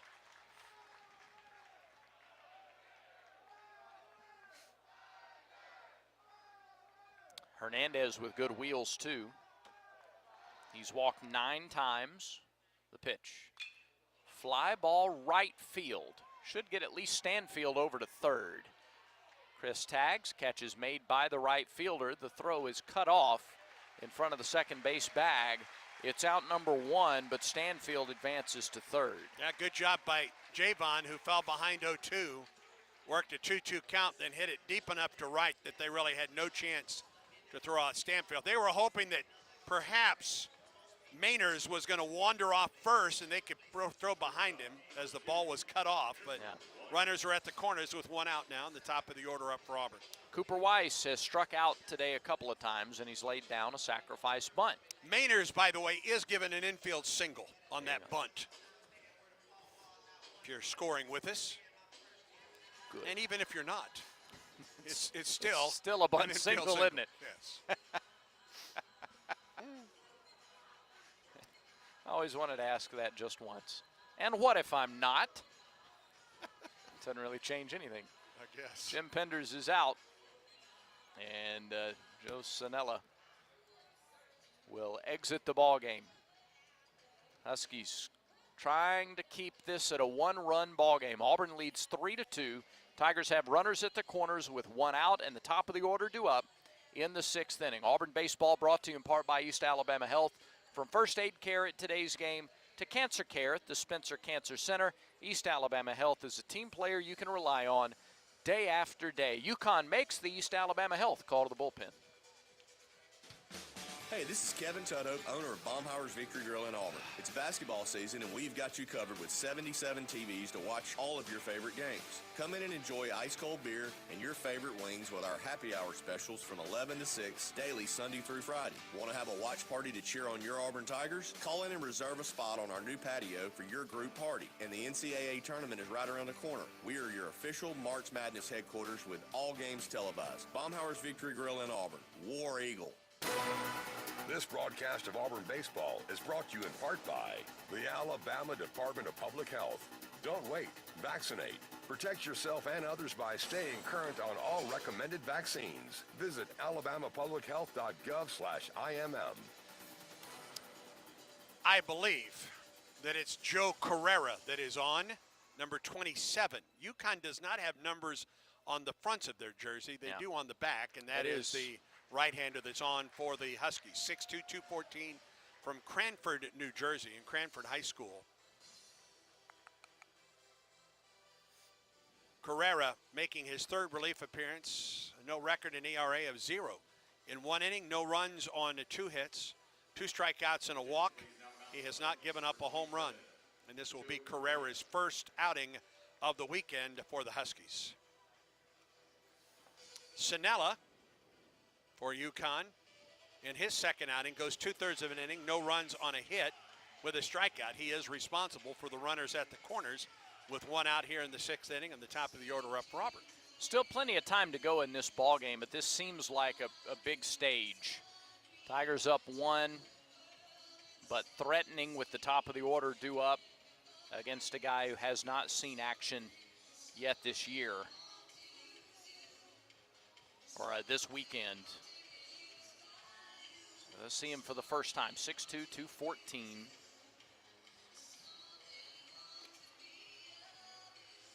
Seven games out of the bullpen last year.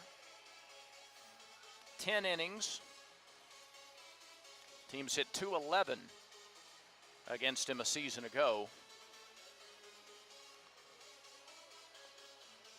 Correa struck out 14 in those 10 innings last year. Pitched 1 inning against Florida A&M in that Gainesville, Florida regional.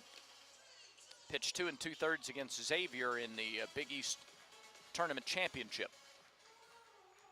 There you go, Joe Correa.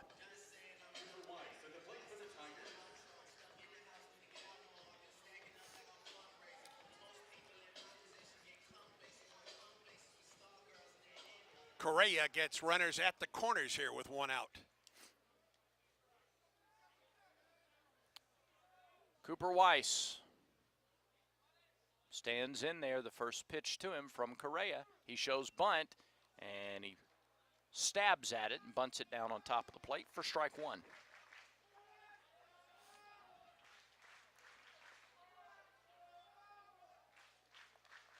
Sun breaks out from behind the clouds again. 1-run game in the 6th. Correa, the 4th pitcher for the Huskies today, he delivers. And it's a bit of a pitch out. Yeah, missed outside with the pitch out. Nobody going anywhere, nobody trying anything. Weiss had Squared to bunt, but easy to pull the bat back. It's a ball and a strike.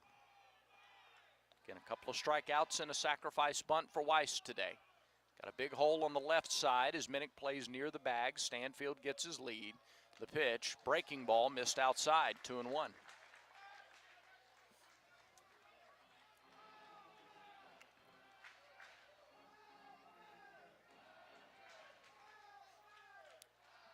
Correa a walk and a strikeout in a third of an inning at Cal a week ago. There goes the runner from first.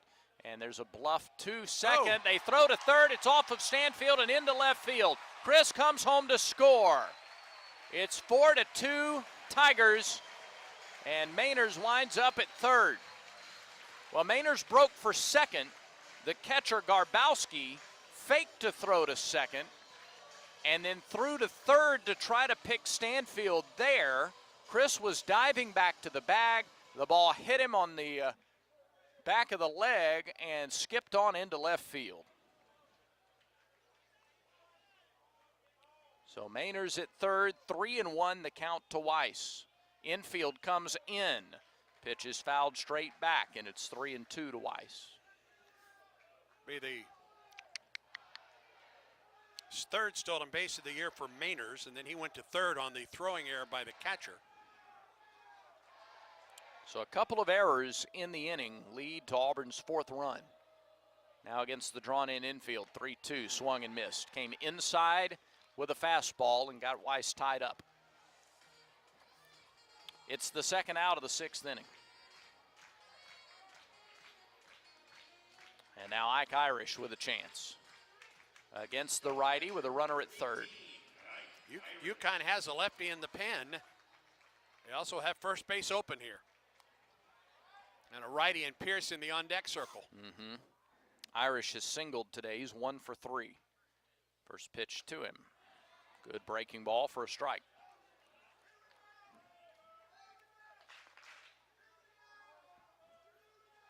Tigers have put a run on the board for the first time since the first inning. 4-2. There's a foul back. Inner half again. Well, they're not pitching around him, are they? No, they are not. I don't know if they just figure, you got 3 more innings to go. Yeah. And they've already done a good bit of situational bullpen work. Here's the 0-2. Fly ball, right center field. Did he get enough?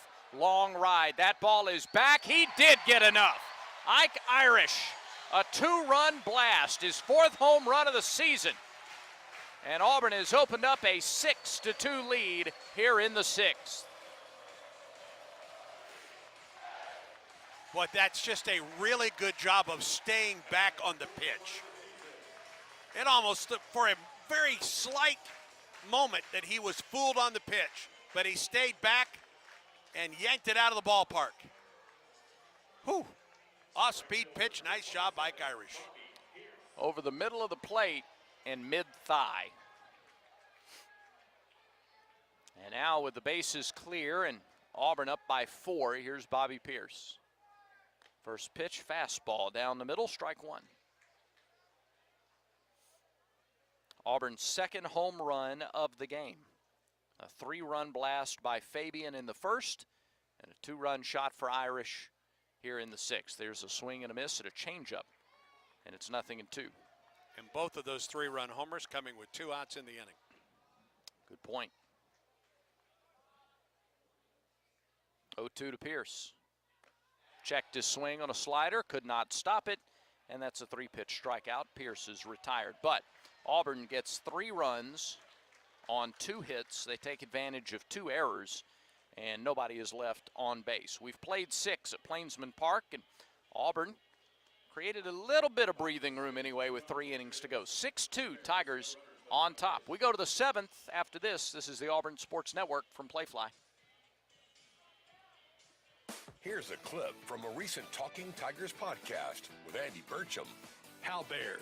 One of the writers who had covered the Royals when I played there was a gentleman, you may have met him, his name was Tom Ash. Tom had become the Big 8 skywriter for the Cornhuskers, and he knew Bill Olson very well from right there in Omaha. And they just happened to be talking one day, and Tom said, have you talked to the Auburn coach? And Bill Olsen said, well, no. And he said, well, you don't talk to him. So that kind of got us in the door a little bit. And I had my friends in Kansas City make a phone call or two and just to try to get in the door. And when we got him down here for a visit, of course, he loved it.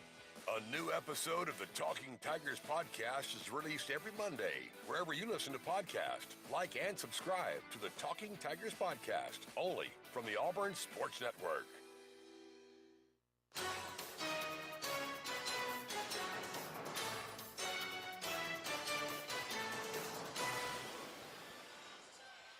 We go to the 7th inning at Plainsman Park. Auburn on top of UConn 6-2 in the rubber game of the series. 8-9-1 due up for the Huskies, and we turn it back over to the voice of the Tigers, Andy Burcham. Caleb Spur will lead it off, jumps on the first pitch and pops it into shallow right. Out goes Hernandez. In is Pierce. Near the line, he makes the catch. I love watching Bobby Pierce play right field because he just looks like he's out for a warm-up jog every time he goes after a ball. One out on one pitch. And here's Paul Tamaro. That's 4 outs on the last 8 pitches by Tilly. Tamaro 0 for 2 with a walk. He scored a run. The pitch to him. He bunts, third base side, in and caught by Fabian. He popped it up. Fabian caught it in fair ground. 2 pitches, 2 outs. That's 5 outs in the last 9 pitches. No one's better than you, Brady. 2 down. Here's Corey Morton. Pitch. He wisely watches it go low. 1-0 the count. Morton's had a good day. He's singled, he's doubled, and he's popped up to second. 6-2, Auburn leads it. 2 outs, top of the 7th. Wind to the pitch. Outside. 2 balls and no strikes.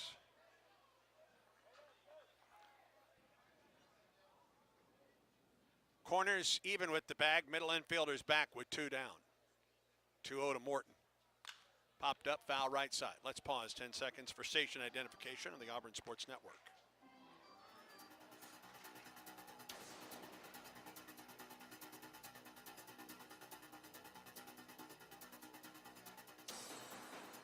Two-one. Strike called on the inside corner. 2 balls and 2 strikes to Morton. 2 outs and nobody on for UConn. We're in the top of the 7th. Wind from Tilly. Here's the 2-2. Missed outside with the off-speed delivery. Count goes full. 6 runs, 9 hits, no errors for Auburn. 2 runs, 5 hits, 2 errors for the Huskies. 3-2 pitch to Morton. Fly ball into right. Pierce is back. He's at the warning track. Looks like he has room, and he does. And he makes the catch. And Tilly for the 2nd straight inning with a 1-2-3 inning. We go to the bottom of the 7th, stretching at Plainsman Park. Auburn 6, UConn 2, as Auburn baseball continues in a moment. With Vizzy's vibrant dual flavors, the vibe is yours to decide. I'm thinking Vizzy Refreshingly Berry. A round of blackberry lemon at the bar? Could be good. Maybe Vizzy Vibrantly Tropical. You always say vibrantly tropical. Come on, a cooler full of papaya passion fruit on the beach? Oh yeah, that's a vibe. I'm down. Vizzy Hard Seltzer. Flavor for every vibe. Naturally flavored with other natural flavors. Celebrate responsibly. 2023 Molson Coors Beverage Company. Milwaukee, Wisconsin flavored beer.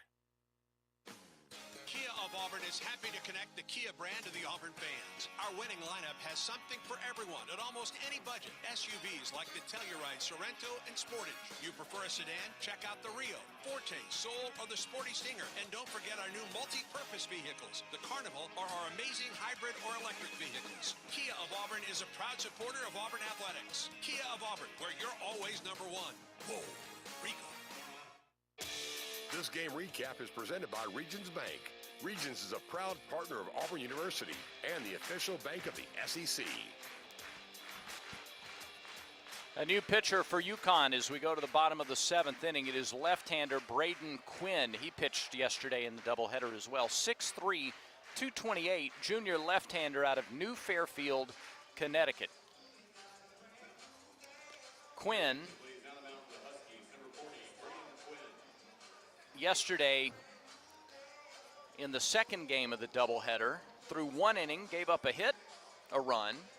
He walked 2, and he struck out 1. For the year, 4 outings.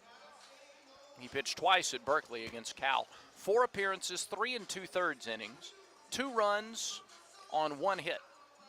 He's walked 3 this season. He struck out 5. He's given up 1 double, no homers.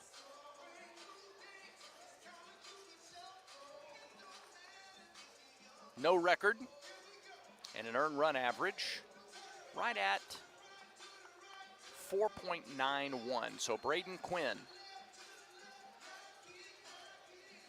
comes into the ball game for UConn. He is the 5th pitcher of the game. Correa 2/3 of an inning, 1 unearned run on a hit, no walks, and 2 strikeouts. He threw just 12 pitches, 9 of them for strikes. So Quinn is on, and he'll get Cooper McMurray to greet him here in the 7th. McMurray is 2 for 3 on the day. He's singled, he's doubled, he's scored a run, he's grounded to third. Tigers on top 6-2. Rubber game of the series between Auburn and UConn. Beautiful afternoon for baseball. Sun's starting to shine. A little partly cloudy action right now. Pleasant Sunday at the ballpark. Tigers with 2 more midweek games, Tuesday and Wednesday against the Air Force Academy. Cooper McMurray leads it off against Quinn, lefty on lefty, and the first pitch misses outside, ball 1.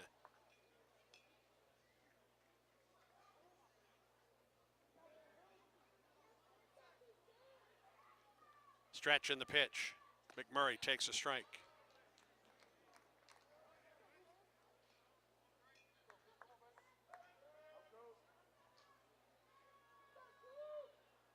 A ball and a strike to the Auburn first baseman. Stretch and delivery. Popped it up, foul, left side, that'll get out of play. Just beyond the grandstand.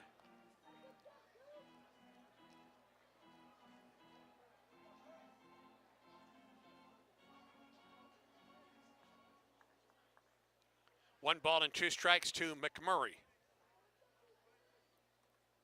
Stretch by Quinn, the pitch.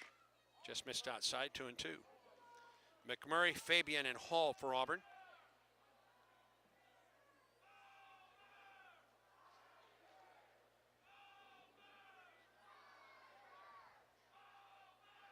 Swing and a miss as that one misses down and away.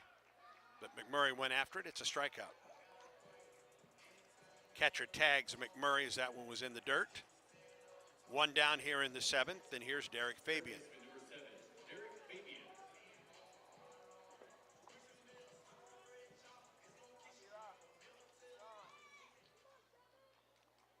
Fabian hit a 3-run homer in the first. This is a lefty against a righty, and the pitch on the way. Fabian swings at the first pitch and fouls it back.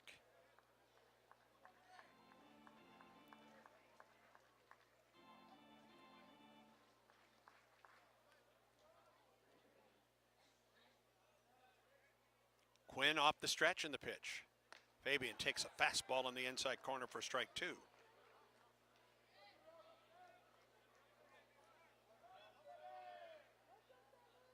No balls and 2 strikes to Fabian. Quinn's gotten ahead of the first 2 hitters he's faced. The pitch. In the dirt, Fabian held up. They'll appeal to first. He did not go around.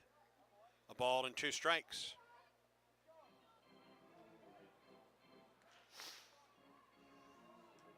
Auburn and Air Force Tuesday and Wednesday. Waiting on game times for those 2 games here.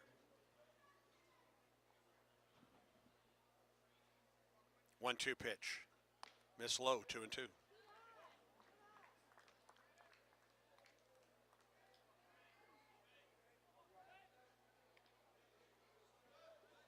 One out, nobody on for Auburn. We're in the bottom of the 7th. Tigers lead UConn 6-2. 2-2 pitch. Fabian lines it up the middle. It's a base hit. Came back from 0-2 down to single up the middle. Second hit of the day for Fabian. He's been on base 3 of his 4 times up. And here's Christian Hall. Nope. Not Christian Hall. Auburn will go to a right-hander against the lefty Quinn.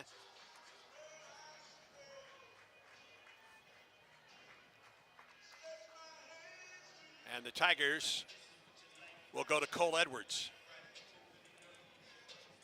Edwards hitting 200 on the season. He is 1 for 5. And that will bring Jim Penders out of the dugout. The old wheels are turning here.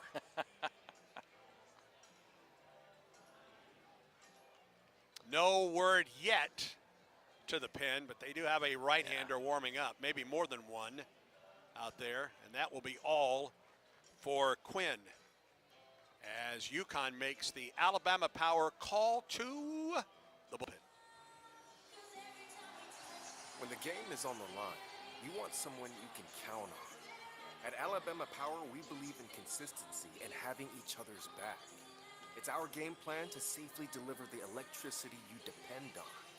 We give 100% to achieve 99.9% reliability. Learn how we power a better Alabama at alabamapower.com/reliable. Alabama Power is a proud supporter of the Auburn Tigers. This broadcast of Auburn baseball is brought to you in part by Cook's Pest Control and the Centricon system. You don't have to live with termites. It's a right-hander. Big one, too. Yeah. And just as soon as we get his identification, that 49? Let's see. I believe you're right. Cameron Mayer.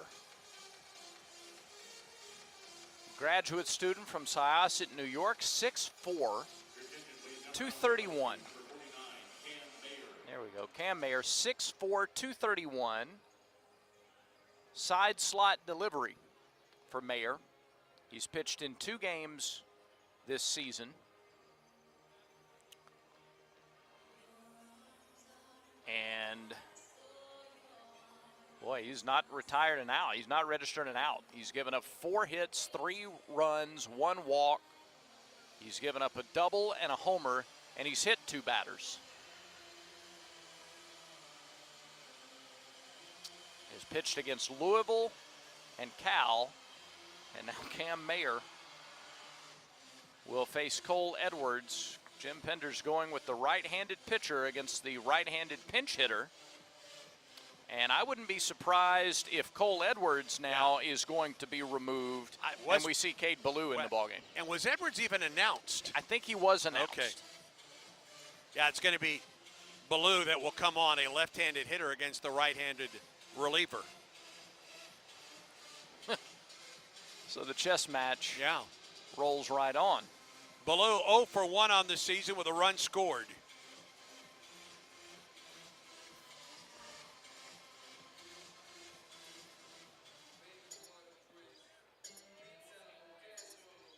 This has been a fascinating game to watch. We've seen the lefty-righty matchup decision-making play out starting in the 5th inning of this game, back when it was a 1-run ball game. Well, and I think that was set up, the fact that Auburn got 26 pitches into the starter quickly in the 1st inning. Yep. All right, here is Ballou, a runner at first, 1 out. We're in the bottom of the 7th. The pitch. Ballou fouls back the fastball at 88. Ballou in the DH role. Pinch hitting for Edwards, who is pinch hitting for Hall. If indeed Edwards was announced in the game. Stretch and pitch. Missed outside, off-speed delivery. 1 ball and 1 strike. Hall was 0 for 2 on the afternoon with a walk. Ballou, 6'4", 209, out of Auburn. Pitch on the way. Hit him. Off-speed pitch came inside and he hit him. Second batter that Mayer has hit.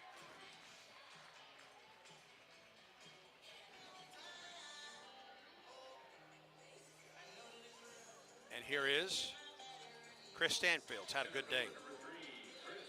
2 for 3. Pair of singles, a stolen base. He's reached on an error. He's scored. Runners at first and second with one out. The pitch. Fastball down the middle. There's another right-hander loosening for UConn in the pin. Fabian at second and Ballou at first.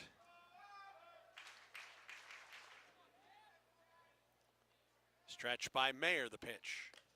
Just missed the outside corner. 1 ball and 1 strike to Chris Stanfield.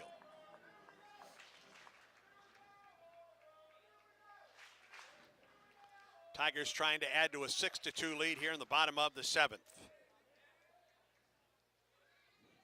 Stretch by Mayer. The pitch, the runner goes from second. The pitch is outside. Throw to second base on a double steal, and he's out. Ballou is called out at second base. 2 down in the inning. 1 ball and 2 strikes the count to Stanfield.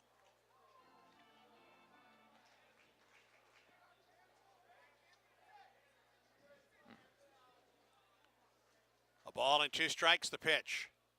Swing and a miss. And Mayer works out of the jam. No runs, a hit, no errors. A man left for Auburn. We're through 7. The Tigers lead UConn by a score of 6-2. This is the Auburn Sports Network from Playfly. 1907. Auburn had no paved roads, no local newspaper, a few automobiles, very little electricity or indoor plumbing, and 1 bank, Auburn Bank. For all these years, we've had a part in shaping and serving Auburn, Opelika, and East Alabama, a steadfast partner to our customers, meeting financial needs at just the right times. How do we know our community so well? Because we've grown up together. Auburn Bank, champions of you. Member FDIC, online at auburnbank.com. And we're back with the action. Coke Zero Sugar might be the best Coke ever. That's right, Jim. With an irresistible taste and 0 sugar, Coke Zero Sugar is a must-try for... Aw, Jim. Best Coke ever? Take a taste, Jen. We're still on the air. Hello, this is Coach Hugh Freeze. They say Coke Zero Sugar is irresistibly tasty. Does that make it the best Coke ever? Find out for yourself. War Eagle.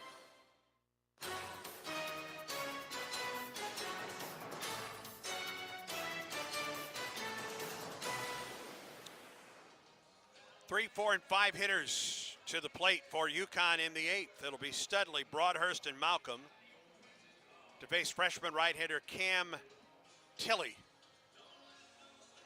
Tilley's gone 3 innings, given up a run on 2 hits, a walk, no strikeouts. Auburn doesn't have a strikeout today. Well, I wonder when the last time that happened was. Here is Studley, who is 0 for 3. He's lined it to center, flied to right, and flied into right center field, deep into right center field.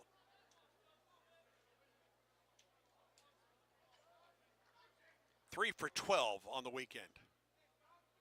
As Tilley winds and fires. Strike on the outside corner. Good life on the fastball, keeping it down. 92 from Tilley. He's had a good outing so far. 0-1 pitch. Bounced up there, 1-1.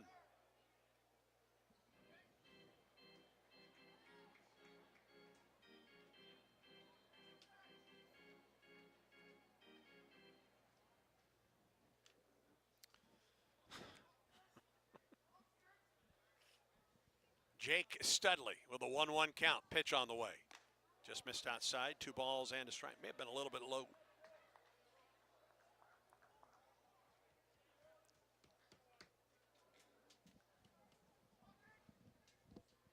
Now the 2-1. Curveball and a beauty. Broke it off on the inside corner, 2-2.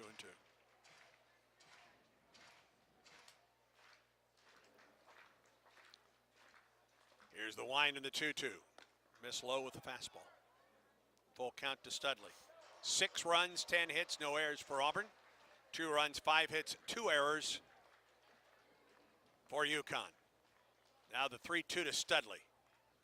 Line drive, base hit to right. Leadoff single for the Huskies. Second hit of the day for Studley. Now Studley worked the count full and he could guess fastball. He got one and didn't try to pull it. Here's Luke Broadhurst.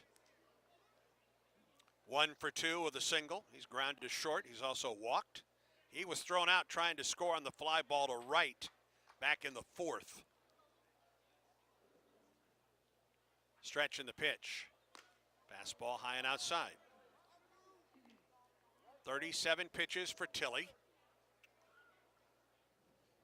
And Will Cannon starts to work in the Auburn pen. A leadoff man on for UConn here in the 8th. 1-0 pitch to Broadhurst. Drops in for a strike. 1-1 the count. When he can throw that curve, that breaking ball for a called strike, speeds up the fastball even more. It's one of the reasons why he's been able to go out there nearly 40 pitches. 1-1. Missed inside. 2 balls and a strike. His previous high was last week against Iowa. He threw 29 pitches in that outing. He's at 39 pitches right now. 2-1 to Broadhurst. Fastball a little bit up. 3-1.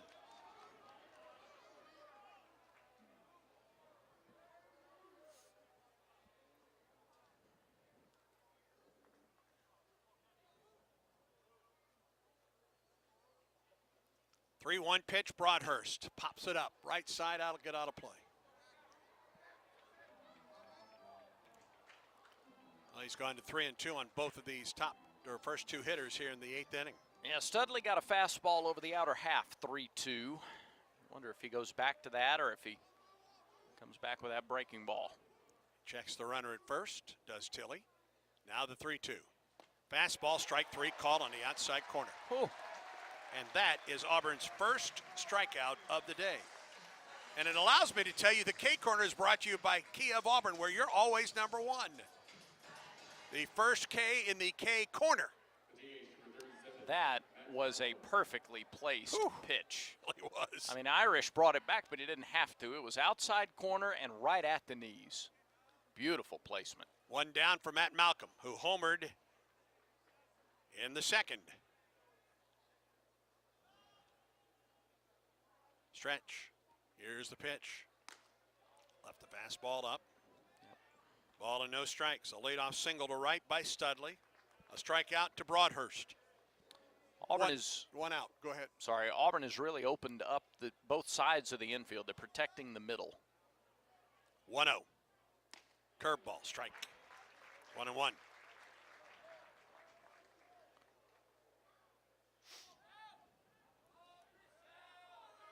Studley at first has 2 stolen bases this season. He has his lead. The pitch. Fastball high. 2-1.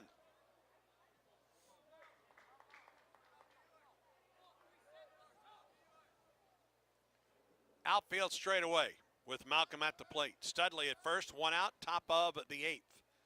Auburn leads UConn 6-2. The pitch. Malcolm behind the fastball. 2 balls and 2 strikes. Tilley still at 90. To get fastball, to get curveball here. I'm going to say fastball. Pitch clock is down to 5. Here's the pitch. Curveball, missed up. Woo. 3-2. And let's see if Studley's off with the pitch, even trailing 6-2 here. 3-2 delivery coming up to Malcolm. He didn't go on the 3-2 pitch to Broadhurst, did he? No. And now Ike Irish is out to talk it over with the pitcher.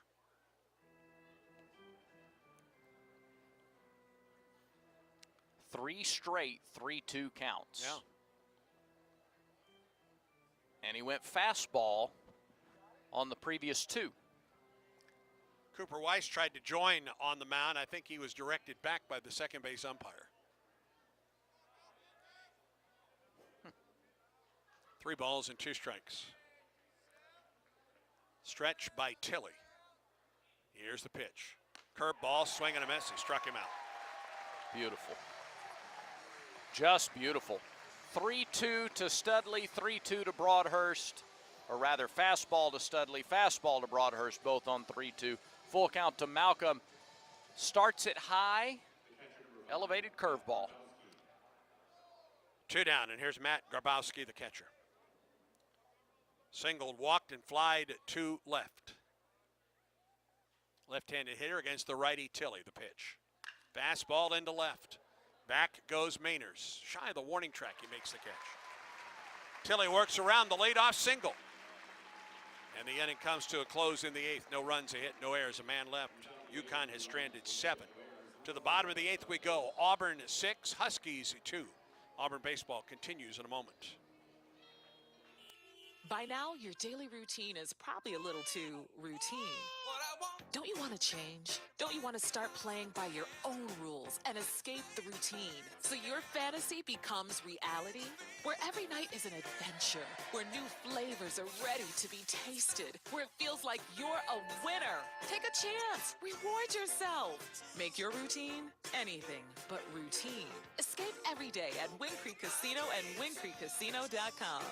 War Eagle, Butch Thompson here, and we need all of the Auburn family to join On to Victory. Your membership directly supports our student athletes on and off the field and helps us build the best team in the nation. Become a member today. Be part of Auburn's winning team. Visit ontovictory.com. Back to the ballpark for more Auburn baseball. UConn is changing pitchers again. It's another call to the bullpen for the Huskies. This is a left-hander. I think this is Charlie West. He's a freshman from New York State. West, 5'11", 182, and a freshman. Senior year in New York State, he went 6-1 with a 1.42 earned run average, struck out 97 batters in 54 1/3 innings. This year, 1 appearance at Cal. In the Friday game of the series at Berkeley, 1/3 of an inning, and nothing allowed. So a short stint for Charlie West. And we'll see how long his outing is here this afternoon. Mayer, 2/3 of an inning, 1 strikeout, 1 hit batter. And that was it. Two batters faced. He threw 7 pitches, 4 of them for strikes. After Quigley, the next 5 pitchers have all been 15 or fewer pitches in their appearances. West becomes the 7th pitcher of the day for the Huskies. He will get scheduled for Auburn Mason Mainers, Javon Hernandez, and Cooper Weiss. Reminder to you that SeatGeek is the official ticketing partner of Auburn Athletics. Whether you're buying or selling tickets to games or any live event, SeatGeek is the place to do it. SeatGeek, so Tiger fans can fan. The lovely Dr. Mrs. Jan just a couple weeks ago went to SeatGeek to buy gymnastics tickets. Awesome. For the fam. They had a fabulous time. Good. Easy peasy.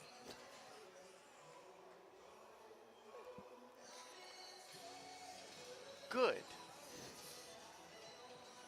That's all I got. No one's better than you, Andy. Thank you, Brad. Mason Mainers will lead it off. 1 for 2 with a bunt single. He has a stolen base and a run scored for the Tigers. Lefty on lefty, the pitch. Swing and a miss by Mainers. And a sweeping pitch from the left-hander, Charlie West. Wind and delivery. Mainers takes a strike. Big over-the-top motion from the 5'11" left-hander. Now the 0-2. Line drive, base hit to right. He hung one there. Mainers aboard on the 0-2 single to right field. 5 hits on the weekend for Mason.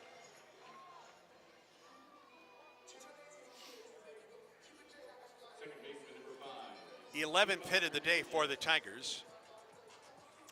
And that will be all for Charlie West. Yep. Jim Penders is wearing a path out to the mound today. He's going to get his steps in, I believe, today. I agree with you. All right. It's like a right-hander coming in for UConn. It's the Ford F-150 called to the bullpen. When the game is on the line, you want someone you can count on. At Alabama Power, we believe in consistency and having each other's back. It's our game plan to safely deliver the electricity you depend on. We give 100% to achieve 99.9% reliability. Learn how we power a better Alabama at alabamapower.com/reliable. Alabama Power is a proud supporter of the Auburn Tigers. This broadcast of Auburn baseball is brought to you in part by Cook's Pest Control and the Centricon system. You don't have to live with termites. Seventh pitcher of the day for UConn. Looks like number 18, Jack Sullivan. Sullivan is a righty from Carmel, New York. 6 feet, 208. Last year started 10 games for UConn. He was 4-1 with a 5.28 earned run average. 4 appearances out of the bullpen, 44 1/3 innings total, 34 strikeouts.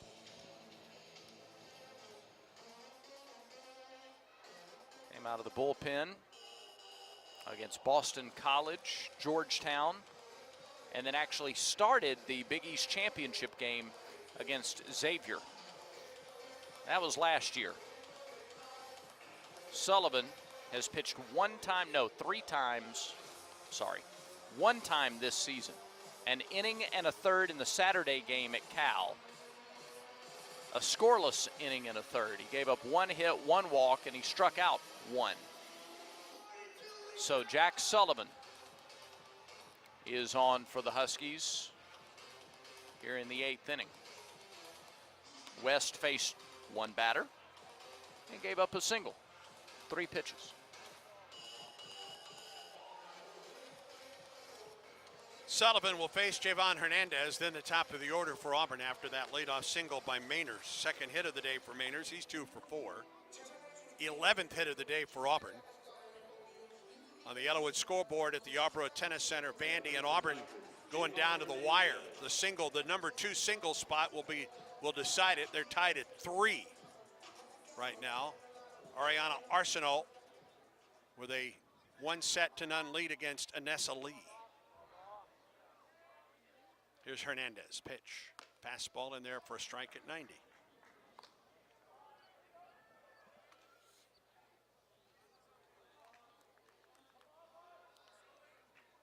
Mainers at first, a stolen base on the afternoon, gets the lead.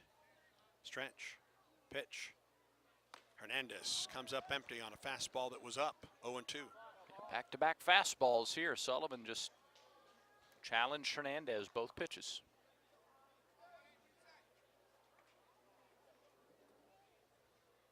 He comes set to Sullivan, and the pitch runner goes. Pitch out.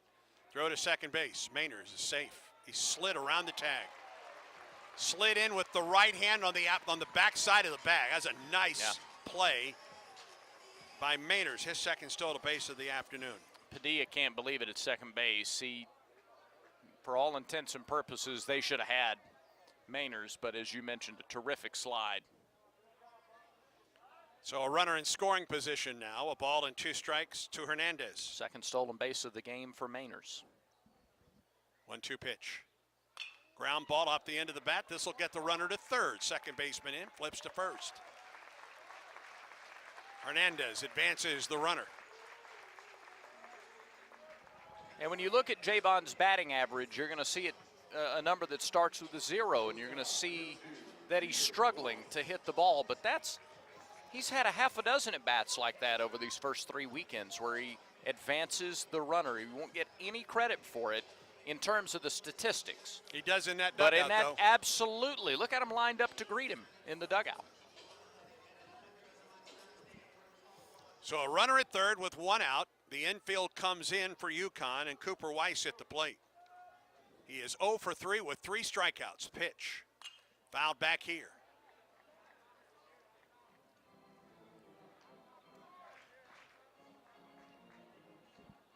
Weiss is 2 for 9 on the weekend with a homer.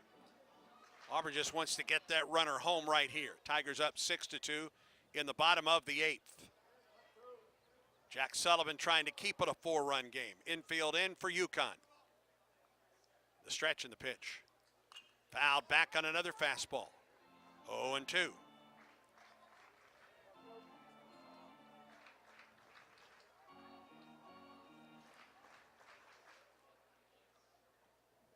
Leadoff single by Maynard, stole second, went to third on the ground out. He's there with one down. 0-2 the count to Weiss. Come the pitch. Off speed, maybe up. A ball and 2 strikes.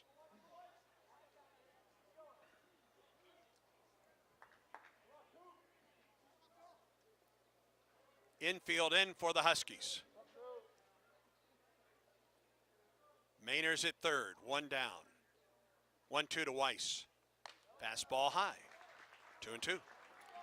Really open up the middle of the field when the infield comes in like this. If Weiss can just bounce one to either side of the pitcher, a lot more room on the left side. Now the 2-2. Swing and a miss at the curveball. Big strikeout for Sullivan. Yeah, with 2 outs, that allows now the infield to go back to their regular spots. And here is Ike Irish, who's 2 for 4 on the day. Singled in the 5th and hit a 2-run homer in the 6th.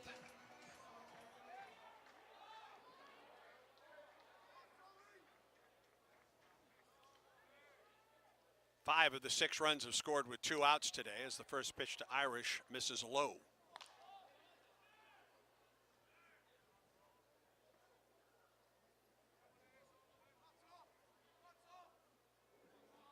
Sullivan against Irish with 2 down, the pitch. Ike tried to hold up, he did not. Pitch may have been a strike anyway, a ball and a strike. 2 down, a runner at third for Auburn. Tigers lead 6-2, we're in the bottom of the 8th. Stretch. Now the 1-1. High and deep to right, and you can put that one out of here. Holy cow. He got every bit of that one over the bullpen and right. Ike Irish's second straight 2-out, 2-run jack.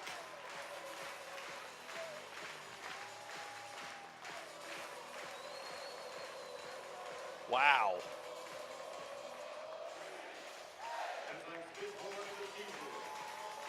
And Irish takes over the lead on home runs for the Tigers. A no-doubter. That was a smash burger. Yeah. 407 feet to right. Every bit of it. Goodness. 7 of Auburn's 8 runs have come on 3 home runs with 2 outs in an inning. Here's Bobby Pierce. First pitch, off speed and in there for a strike.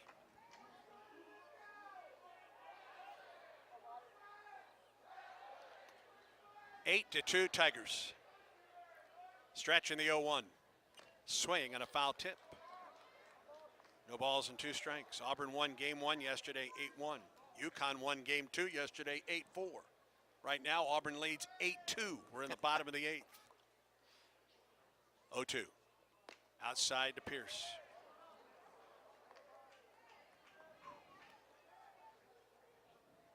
Boy, that was a blast by Irish. Sure My was. goodness. I mean, it was he hit it and put it in cruise control. Stretch in the 1-2. Pierce out in front, swing and a miss. Inning is over. But 2 more runs home for Auburn. 2 runs, 2 hits, no errors, and no one left. We go to the 9th. Auburn 8, UConn 2. This is the Auburn Sports Network from Playfly. Hey, this is Kevin Tutto, owner of Baumhauer's Victory Grill in Auburn. It's basketball season, and we've got you covered with 77 TVs to watch all of your favorite games. Come in and enjoy ice-cold beer and your favorite wings with our happy hour specials from 11 to 6, daily Sunday through Friday. Want to have a watch party to cheer on your Auburn Tigers? Call in and reserve a spot on our new patio for your group party. And the NCAA tournament is right around the corner. We are your official March Madness headquarters with all games televised. Baumhauer's Victory Grill in Auburn. War Eagle. Southern homes are particularly Check vulnerable 1 2 to 3 1 termites. 2 3. In this climate, you need guaranteed protection. You need Cook's Pest Control and Centricon. Termites attack the Centricon stations, exposing themselves to an agent that eliminates their entire colony. Upgrade from old-fashioned liquid service to the proven protection of Centricon and Cook's Pest Control. Call Cooks today for a free evaluation. Looky, looky, looky, here comes Cookie, Cook's Pest Control.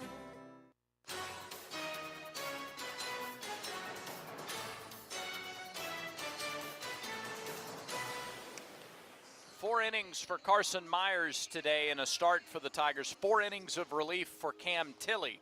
And now the Tigers turn it over in the 9th to Will Cannon. Not a save situation here, leading 8-2, but good to see Will in there again for the first time this weekend. 6'1", 201, junior right-hander from Phoenix City. He has finished both of the games in which he has appeared this season.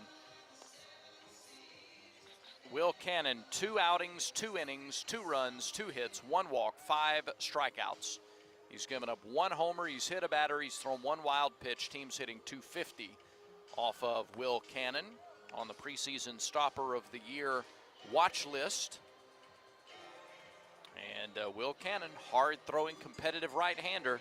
He'll face the bottom third of the order, Brian Padilla, Tyler Minnick, and Caleb Spur. We'll see if UConn brings any pinch hitters to the plate with Auburn leading 8-2. Doesn't look like it to the start anyway. Padilla makes his way to the plate. Terrific outing for Tilley in relief. 4 innings, gave up a run. It was earned on 3 hits, 2 strikeouts, and a walk. Threw 49 pitches, 30 for strikes for the freshman. Brian Padilla will lead it off. Right-hander on right-hander here. Padilla 0 for 1 on the afternoon with a couple of walks. As Will Cannon tries to close things out here in the 9th. Auburn on top, 8-2. Wind or stretch and pitch, fastball strike. 93 from Cannon.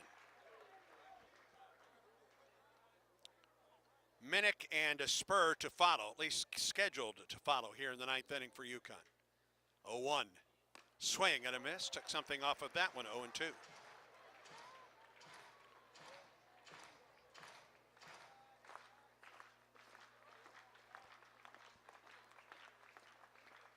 Cannon works up the stretch. Actually, that is a full wind, the pitch. Fastball just missed the corner. Ooh. It's almost a modified full windup. A ball and 2 strikes to Padilla. Redshirt junior out of Brooklyn, New York. Here is the 1-2. Missed the low and away, 2-2. Four innings by Myers, 4 innings by Tilley. Cannon just asked to do 1 inning and get out of here. Here's the 2-2 to Padilla. Fastball missed low, 3-2. Got ahead of Padilla now. Got ahead of Padilla 0-2, and now the count is full.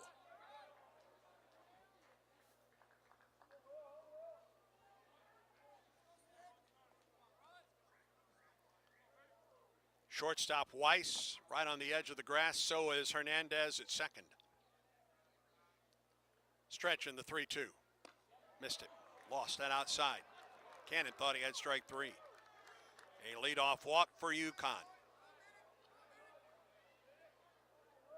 And that will bring Tyler Minnick to the plate. 0 for 3 on the afternoon. 5-4-3 double play in the second.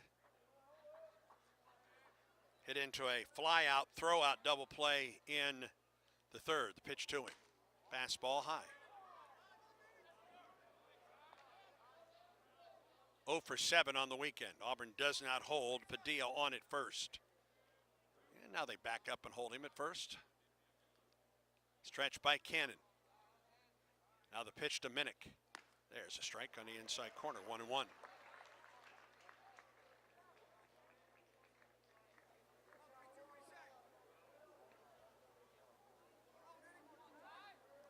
Leadoff walk for Padilla. He's at first. The 1-1 to Minnick.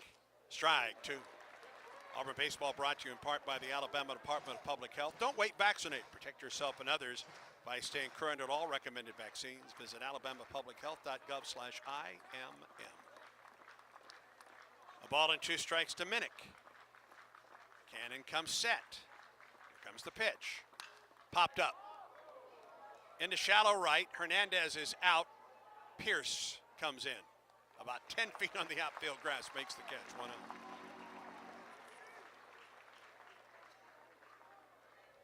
And we will get a pinch hitter for UConn. T.C. Simmons, a 6th-year senior from El Cajon, California. And a transfer from Grossmont Junior College comes to the plate. Left-handed hitter against the right-hander, Will Cannon.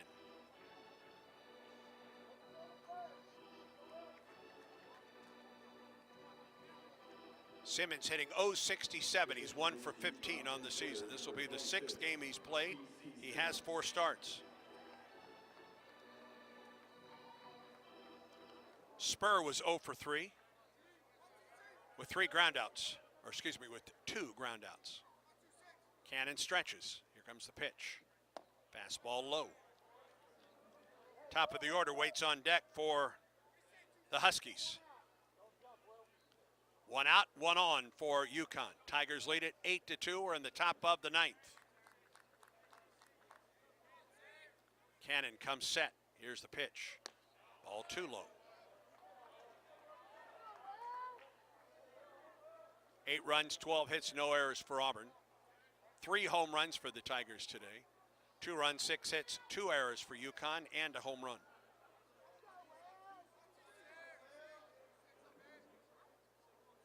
Cannon comes set. Now the 2-0 pitch to Simmons. Here it is. Gets a fastball that hits the glove of the catcher Irish. It gets away, and Padilla takes second. That will likely be a pass ball. Count goes to 2-1 on Simmons.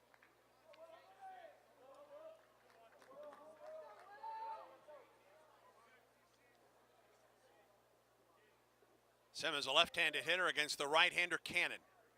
Now the 2-1. Fastball, swing and a miss. Fastball at 93 from Will Cannon.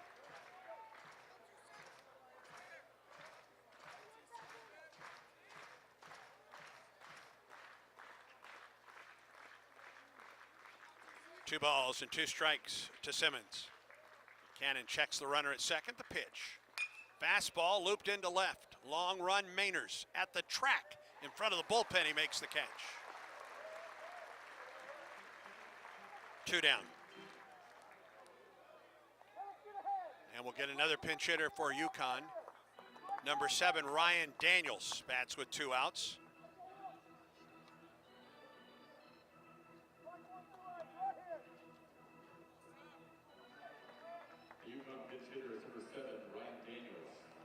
Auburn an out away from a series win against UConn.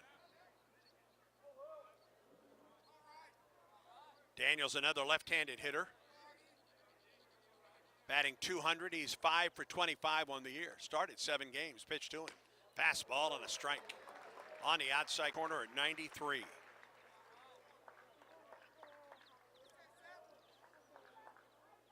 Daniels has a homer and 6 runs batted in. Left-handed hitter. Awaits the 0-1 from Cannon. Here it is.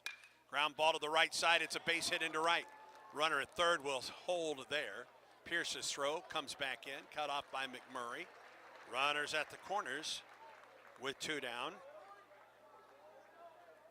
For UConn, no chance for either McMurray or Hernandez. And here's Corey Morton. Morton is 2 for 4 on the day. He's doubled, he's singled, he's popped up to short or to second and flied to right. He bats with runners at the corners and 2 outs here in the 9th. And Auburn leading by a score of 8-2. Stretch and delivery. Morton takes a strike. Fastball, 94 from Will Cannon.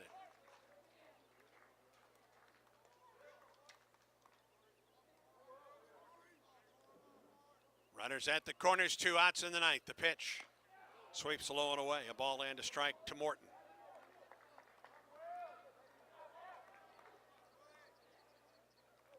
Outfield straight away. Middle infielders back, corners. Well, they hold the runner at first. Fabian at third, even with the bag. The 1-1 pitch. Fastball, it missed a little low. 2-1 to Morton.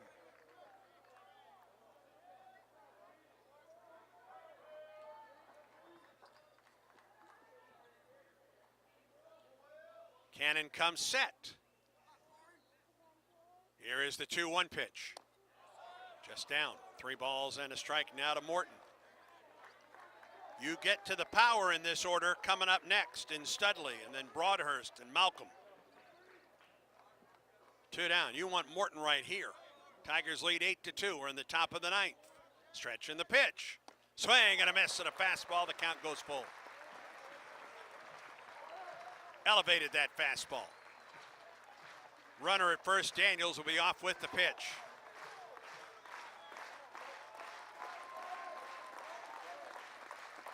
Cannon comes set. Here is the 3-2 to Morton. On to the way. He missed low. And the bases are loaded for Jake Studley. And Everett Teeford, the pitching coach, is out.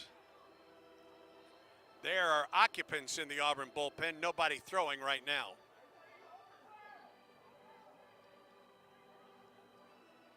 Bases loaded with 2 down for UConn. Padilla at third. He led off the inning with a walk. Daniels at second in a pinch hitting role, singled through the right side, and Morton walked on a 3-2 pitch. Well, how big is that 2-run homer by Ike Irish in the bottom of the 8th? Auburn leads at 8-2.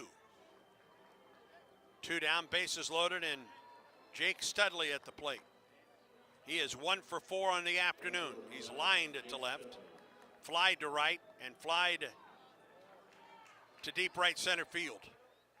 On the defensive play of the game turned in by Chris Stanfield.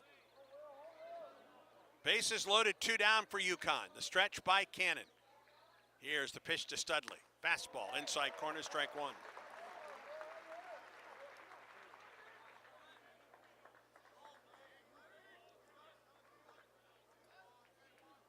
Cannon comes set. And the 0-1 way outside, stabbed by Irish, a ball and a strike.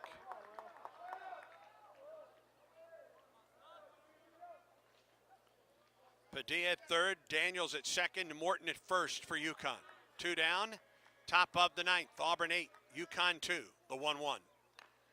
Tried to hold up, it hit the bat, came inside, did Cannon, the count goes to 1-2.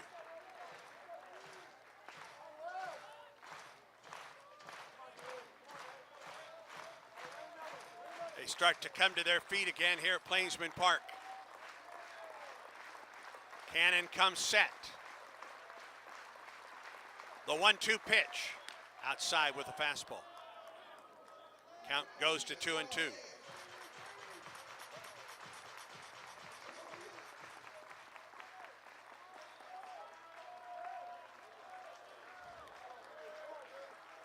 Two and 2 to Studley. 2 outs, top of the 9th.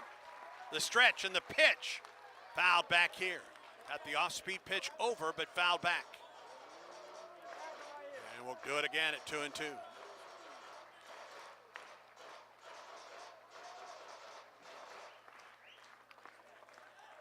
Bases loaded, 2 outs for UConn. Auburn 8, UConn 2. 2-2 the count to Jake Studley. Cannon comes set. The 2-2 pitch. Strike 3 call. That's the inning. That's the series. Auburn beats UConn today and wins the series. Tigers 8, UConn 2. No runs, a hit, no errors, and 3 men left for the Huskies. The Tigers win at 8-2. Stay tuned. Auburn baseball continues in a moment. When the game is on the line, you want someone you can count on. At Alabama Power, we believe in consistency and having each other's back. It's our game plan to safely deliver the electricity you depend on. We give 100% Check